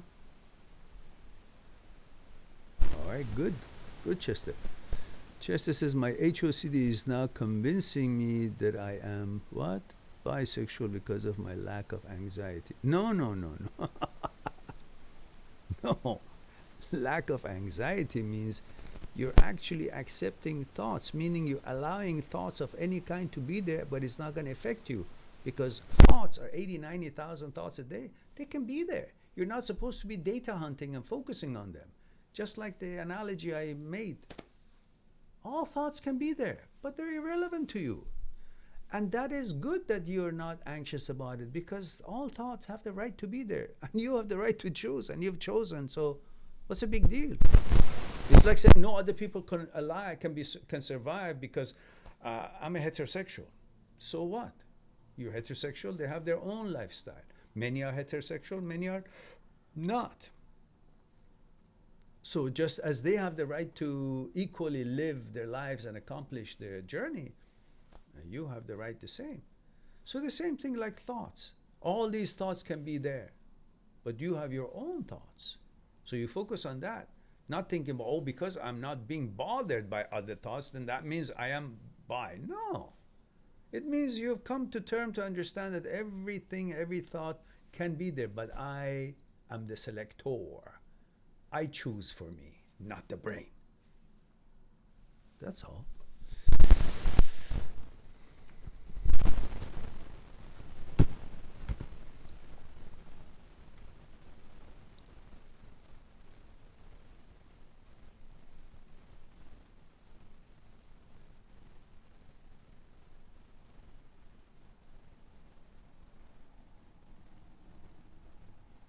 All right.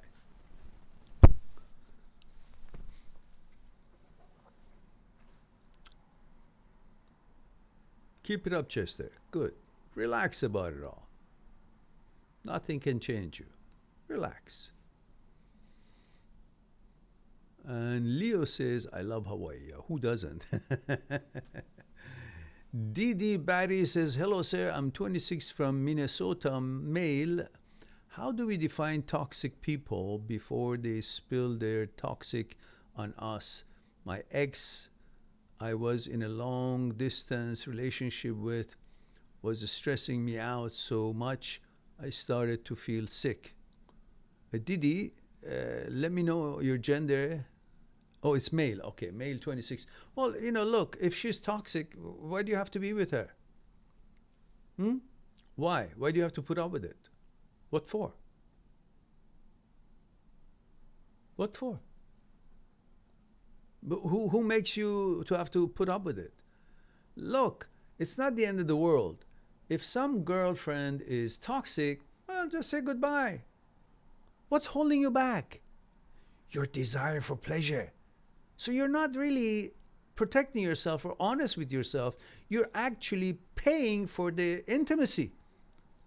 because you are foregoing and closing your eyes on all the toxicity that comes with it, and you're willing to pay the price. When you become protective of yourself, respect yourself, and stop paying for what you want to gain by enduring the toxicity of hers, just so that you can say, oh, I have a girlfriend. Why would you want that girlfriend who's toxic? Why would you not simply be able to be the boss of yourself? Not her, yourself, and say, listen, honestly, I don't want it that bad. I don't care what kind of intimacy I get from her. If that's the kind of a feeling and the mood that I get with her, I don't want her. I don't want that companionship. So I'm willing to not have it. It's no different than you go to a sandwich shop and you're hungry, but the sandwich is so expensive that it's ridiculous. So the hell with it. I go over there in the bakery and get a piece of bread. Or I simply go bake my bread. Simple, yeah? So once you get to that point, you understand that there's no mandate. You don't have to stay with her. Who says you have to? You've been duped to think, oh, girlfriend, I gotta have a girlfriend. Well, look, if the girlfriend is qualified, yes. If she's not qualified, but why should you? Don't you have respect for yourself? All right. And Reborn07 says, many thanks, Mehran. I'm the boss. I will remember that. Yes, you do. And you are. And you should. And you're welcome.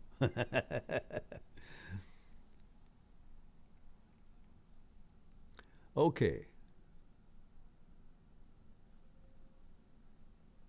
Look, somebody is here, free iPhone, says, hey dude, boring. Listen, if you're boring, what are you doing here then? You interested in being bored? Go somewhere and enjoy your life. All right. All right. So why don't you just go and play whatever it is that you want to play and you enjoy, and that would be fine with us. And definitely, since we're boring, I don't think you should hang around. So let me go on to the next. Says,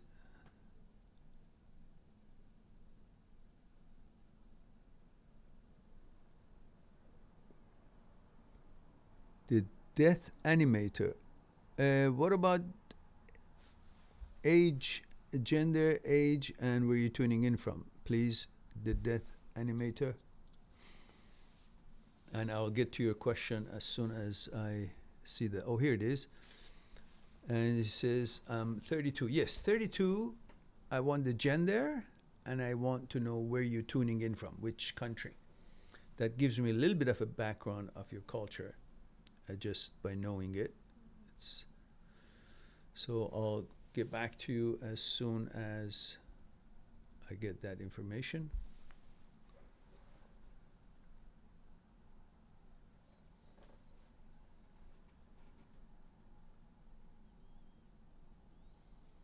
And red, I don't know, again, there is no protocol. I need to have your gender, age, and look, guys, I need to know your age because this is a channel for adults, and so it is important for me to know who I'm talking to. Gender, age, and which country you're tuning in from. So the death animator says, I'm 32, male, from USA. And he says, there was this one time I ended up thinking my dad was trying to kill me. And then it was actually my mom. My therapist told me not to worry about it, but I think it's because I'm gay. Why would it have anything to do with your sexual inclination? These are intrusive thoughts.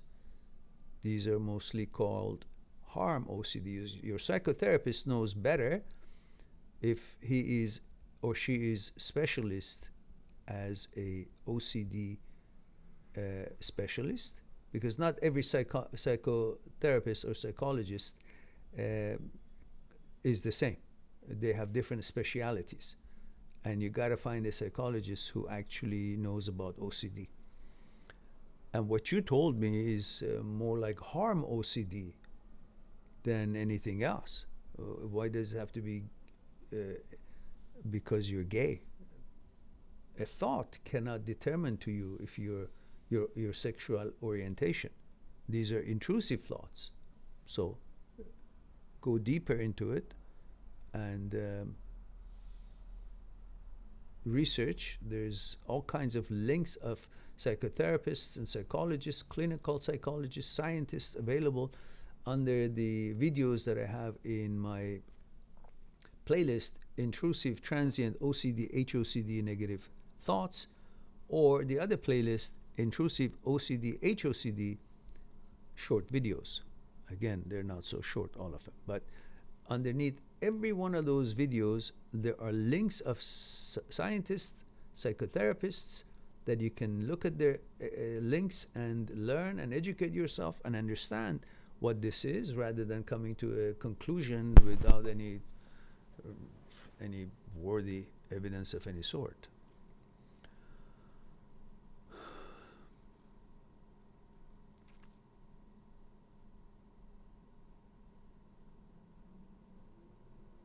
Steve says, Mehran, what effects do you think sex has on a female compared to a man as far as feeling go? I can't address that on a personal level because I've never been a female, but I understand what you're trying to say. I think it's a bigger deal for a female than it is for a male, obviously. They are more of it's a more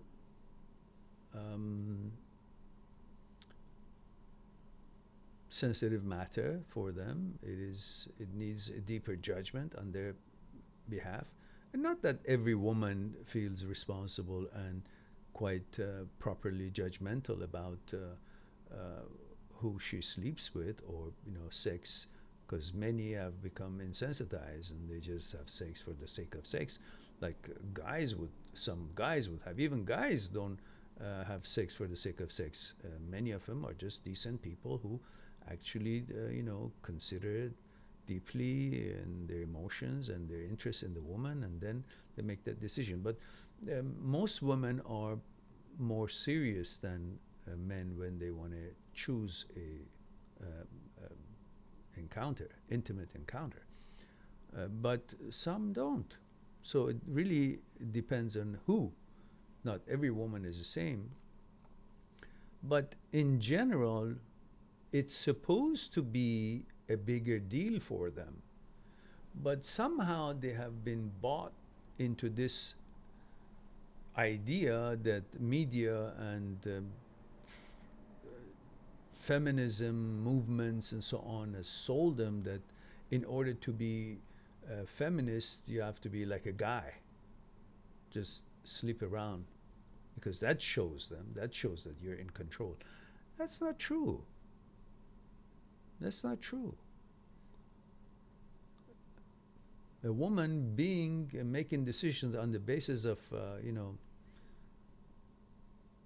deep thinking about the relationship or interaction is a better way to approach these things than just wanting to follow certain theory or certain ism of any kind, a feminism or whatever ism that becomes a mask and a possible excuse to be illogical or do whatever makes them think that they are in the position of power, but that really is acting out against something that they haven't been able to come to bring balance to or be in control of their lives. That's a different topic for a different time, I guess. Perhaps we need lots of women on the discussion so we would make it fair. I don't think we have too many ladies here, so that would be just without their input, it wouldn't be that fruitful. Aman says 19 India says, as my HOCD started. I'm having less attraction towards girls. I don't know why. Well, naturally, it's like you're swimming in a pond. And as I've used this analogy before, which I have actually heard it first in another speaker. I think his name is Jesse. He has a channel also that talks about HOCD, and it was his brilliant analogy that said, of course you can't get a sexual interest or, erection or interest in girls when you're dealing with HOCD.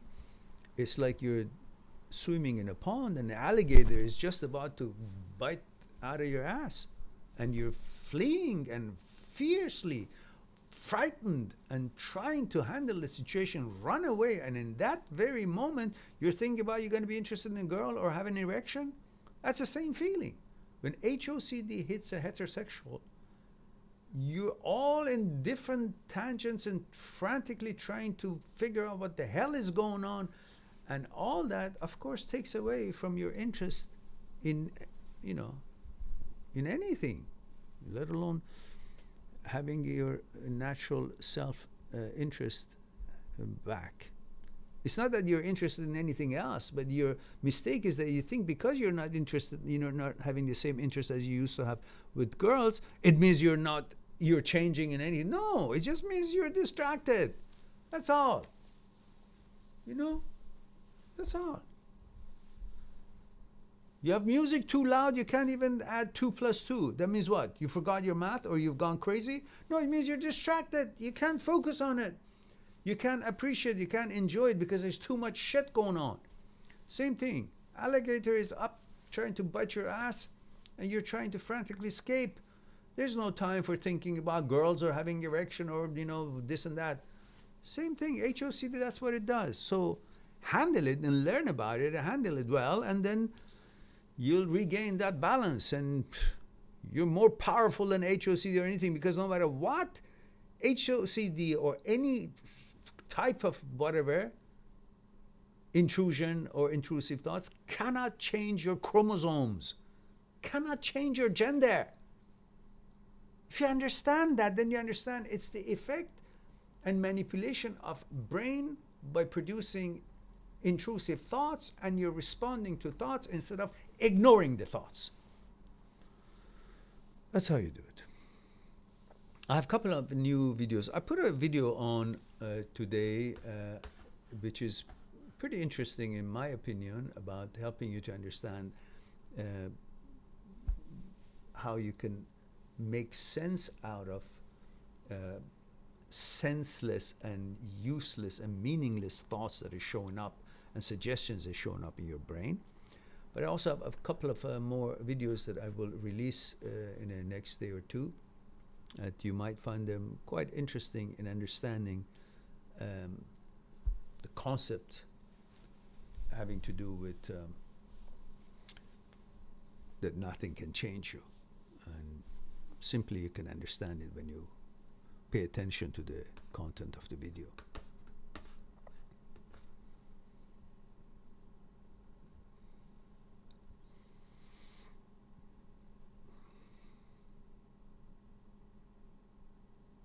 Yeah, don't worry, Aman. Stand your ground and do what the video says, and search on the links that I put for the psychotherapists and scientists that have made presentations for you to be clear what it is you're dealing with, plus the videos that I have put together. Don't watch them all at the same day, 1 or 2 a day, to recondition your understanding, and through time and repetition you will rewire your brain, and through neuroplasticity. It's not a novel to read all day, all these videos, watch it all, then okay. No, it has to be gradually helping you and repeatedly to bring your attention to what you should be paying attention to rewire your brain, and then through neuroplasticity, rewire your condition, recondition your neurons, and then make it all bring about that balance that you've always had and deserved. This is a glitch. Don't don't flee the fort. Protect the fort. You can never be changed. Don't let your brain play around with you. So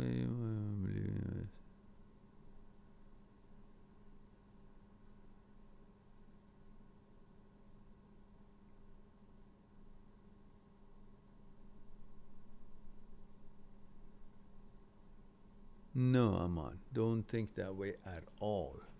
Don't think that way at all. These are, again, if you think that way, then you start behaving as your brain suggests. No, you're the boss, not the brain. Your friends are not the boss. They're simply assholes that they're trying to take advantage of your confusion due to paying attention to intrusive thoughts. First thing you do, you don't pay attention to intrusive thoughts. Second, you don't pay attention to the idiots who make comments or try to play a dominant behavior. Since they're so puny themselves, they think by being dominant in interaction with you, then they can elevate themselves. No, that means actually they're very weak-minded, but you're strong-minded. So learn how to deal with your thoughts, with the thoughts of the brain, not your thoughts, with the thoughts of the brain, and then learn how to deal with these idiots, and then you will eventually see how powerful you are and independent you are. And focus on your life. Accomplish your studies and accomplish your job, and take care of what you want to accomplish in life, and those are first, and then eventually you will get the balance that you're looking for. But don't give in to thoughts or the bullshit of your friends.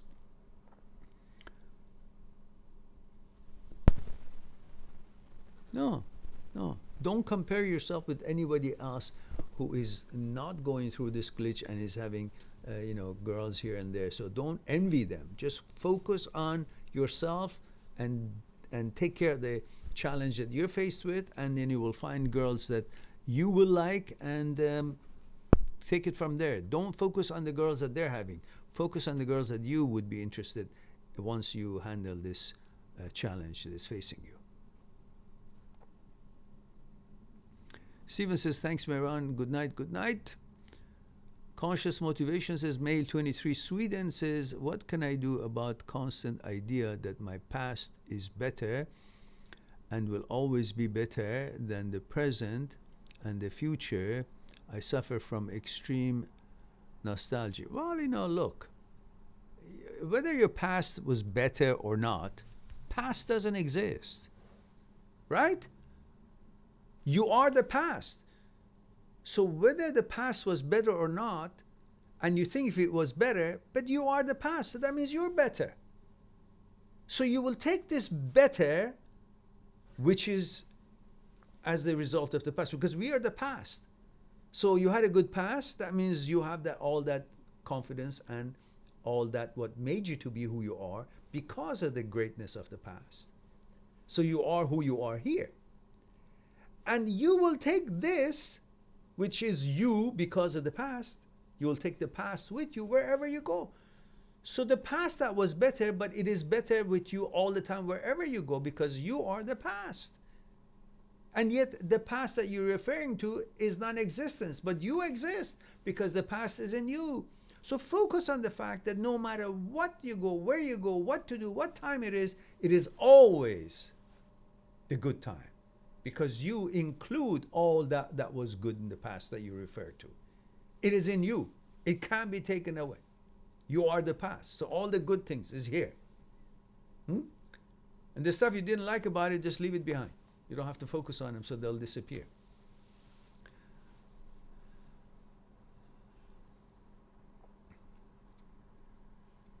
And the future is not here. If it doesn't exist, why should you worry about it? You worry about something that exists. Future doesn't exist. So there's nothing to worry about. The only thing that is in actuality is now. So you have brought the goodness of the past, whatever you want to take with you. It's in your memory. It's in the now. And now is the past of your future, and you're the past. So your future would be now, as it is today. So if you feel good now, your future will be good. If you're worried about the future, how it's going to be, well, it's going to be as good as you want it to be, because it is always going to be based on the past. And the past of your future is today. So feel good and hopeful and strong today, your future will be strong. You focus on the worries and so on about something that doesn't exist, well, then you're basing your future on something that is weak, which is today. Why should you be weak? You are the past, and past was good. So you're strong because you're bringing it with you. You are the representation of all the good things in the past. So your today, who you are, is based on all the good things that you experience in life. And because that is your situation, and today is the past of your future, and future is based on the past, and today is past of your future, so you're going to take all these good, strong feelings and hopefulness and all the goodness that you say the past had that you brought with yourself here, you're going to take this to create your future, because future is based on the past. And the past of your future is today. And today you feel great because of your great past. Therefore, your future will be also great. There's nothing to worry about there. And then get your ass moving and make a beautiful future instead of dreaming about it and thinking, oh, it's because of this and because of that. No, you build it. Even if it was shitty, you build it and make it to be as good as it should be, the way you want it.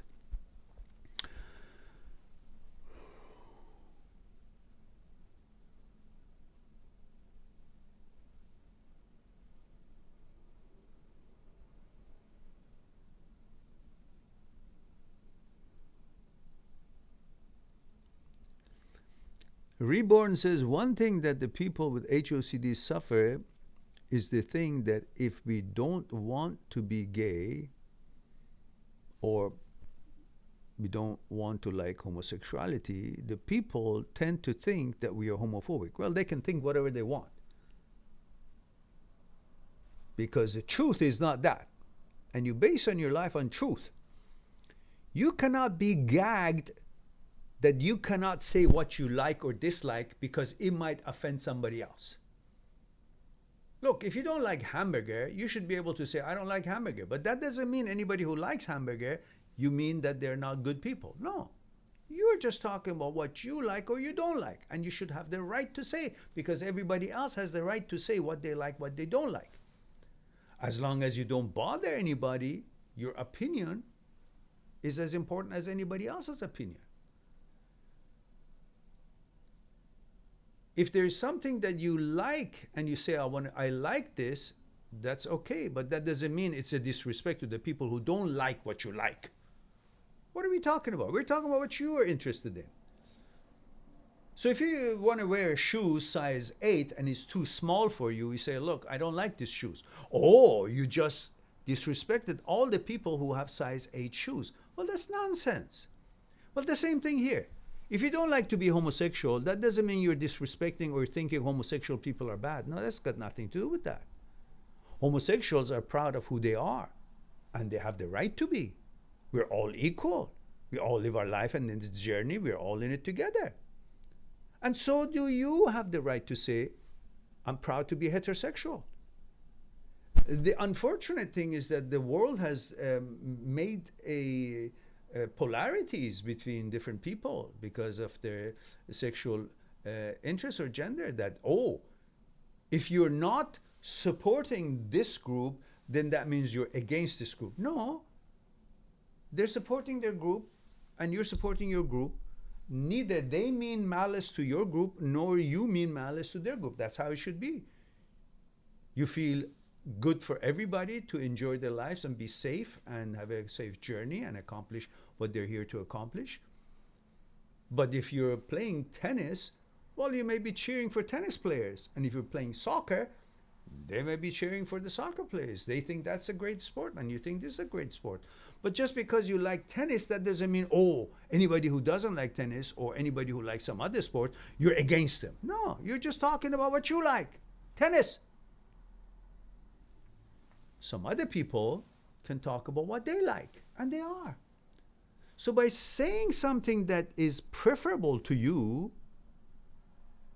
as a heterosexual, That should have no bearing on meanings of homophobic or anything like that. These are ways to gag people from freely discussing what they're interested in and what they're not interested in. As long as we're all civil and we respect each other's rights and we protect each other and do not harm each other, do not look down on each other, and simply focus on our lives and like what we like, and we don't want to have certain inclination towards some other things, that's your right.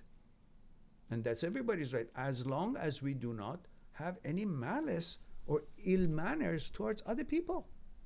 So people want to think that way, they can think that way. That should not limit you from expressing your pride about your heterosexuality. Nobody is special in this world, and everybody is special in this world.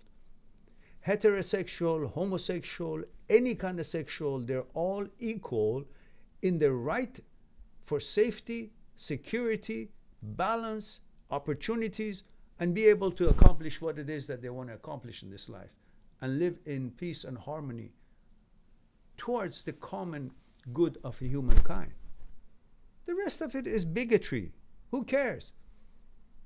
I should be able to be free to say that, look, I don't like hamburger, or I don't know, oranges or apple. That doesn't mean by saying that, oh, I'm against or disrespecting the people who like apple. No, well, that's just my thing. But the people who take benefit from it or benefit from these sort of creating ripples among people, they create these connotations. You're just honest, be honest, you're saying what you like or what you dislike, just like anybody else.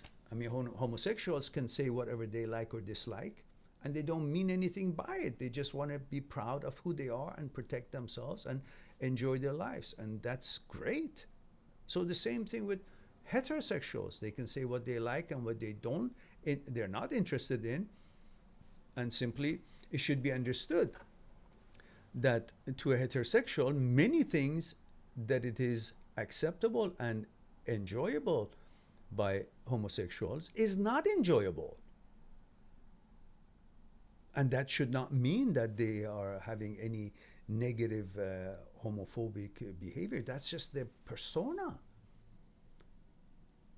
And the same thing with homosexuals. There are many things that is enjoyable by heterosexual is not enjoyable by homosexual. And that doesn't mean that homosexuals are against the heterosexuals. It's just they are different. Interests are different. That's the beautiful thing about humanity. We are all different, but that doesn't mean my differences means that I'm against you, or your differences means you're against me. No, we should all understand that before we are anything, this sexual, that sexual, or this age or that, we're all human beings. We all have the same needs and the same basic needs and so on, and we should all be able to help to provide that for all of us. Every one of us have the same rights as everybody else does. So,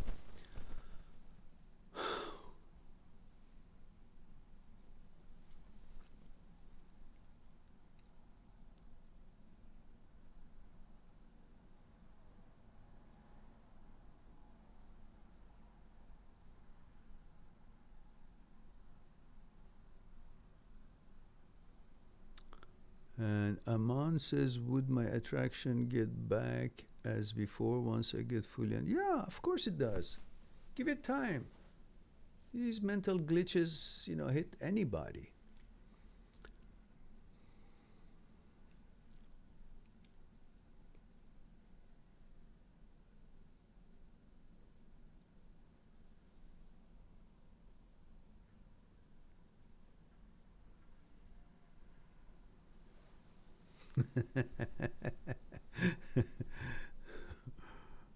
Reborn also, that's funny. Well, let's see, Sonny. I don't find your question here. Oh, it is. Here it is. Sonny says, male 19, India, by OCD. He says, I know I'm straight, always have been, and will be. But I met my friend today, and I had intrusive thoughts about them constantly. And suddenly I got a thought. I got a thought that I'm having sex with one of them, and I'm moaning and enjoying it. I did not feel disgust, but I was kind of worried and figuring out what was happening, and that was what I was thinking. Well, look, you were thinking intrusive thoughts, you recognize that. And the comment that was being made in your head about what you said was being made by what? By another intrusive thought. When it's in the glitch of intrusive thoughts, it's going to make intrusive thoughts about the intrusive thoughts. You can't say, well, the intrusive thoughts is intrusive, but the comment about the intrusive thought that came after it, about you having sex and enjoying it, is you. That's also intrusive thought making a comment on its own intrusive thought created a second ago. So you do the right thing. Do nothing. Naturally say, yeah, okay, yeah, great, okay. The thought was I enjoyed it. Okay, fine. And move on. Don't try to make any sense out of it or defend it or, oh, that was not me. There was no existence in it. It was a thought. And the thought, as intrusive as it was, it came with the intrusive comment that you actually enjoyed it and you liked it. Okay. It's all intrusive in the same group. But you accept the first intrusive thought, but you don't think the other comment and other intrusive thoughts after that is you, is not intrusive thought. You're trying to gauge and comment a malfunctioning behavior of the brain with the malfunctioning brain. So its judgment and malfunction is also going to be malfunctioning type. So relax. All right. Looks like we have answered all the questions as much as we could. And it's time for me. Oh, my goodness, it was a lot longer than I thought. Oh, okay. So it's time for me to say I love you all. Thank you very much for being here and allowing me to share a thing or two with you. I hope it was as helpful as I hoped it was. And hopefully you guys can deal with all these challenges and become better at understanding your psyche and becoming the mechanic of your own machine. That's the whole purpose of this, to inwardly to think about it, explore it, and become better and better in dealing with these glitches that every human being's psyche is conjuring up, and therefore you have the opportunity to become really good at it. So you will know what it is, and you'll handle it and manage it, and whenever it shows up again, you know what it is, and you'll handle and manage it the same way until it shows less and less and less, and you regain your balance and be able to enjoy your life as you always did, and understand this is part of humanity. Not that, oh, if it's here, then my life is not perfect. It shouldn't be here. No, this is part of everybody's brain that at one time or another, they're going to have to deal with it. It hits them all, especially with all these new gadgets and electromagnetic things and shits that it's interfering with the electromagnetics of the brains and all the other things that is in the world. All right. I look forward to talk to you again, hopefully on Saturday at 1 p.m. Vancouver time, and again maybe 9:30 p.m. Vancouver time. Until then, be good to yourself and the others. I'll talk to you soon. Bye for now.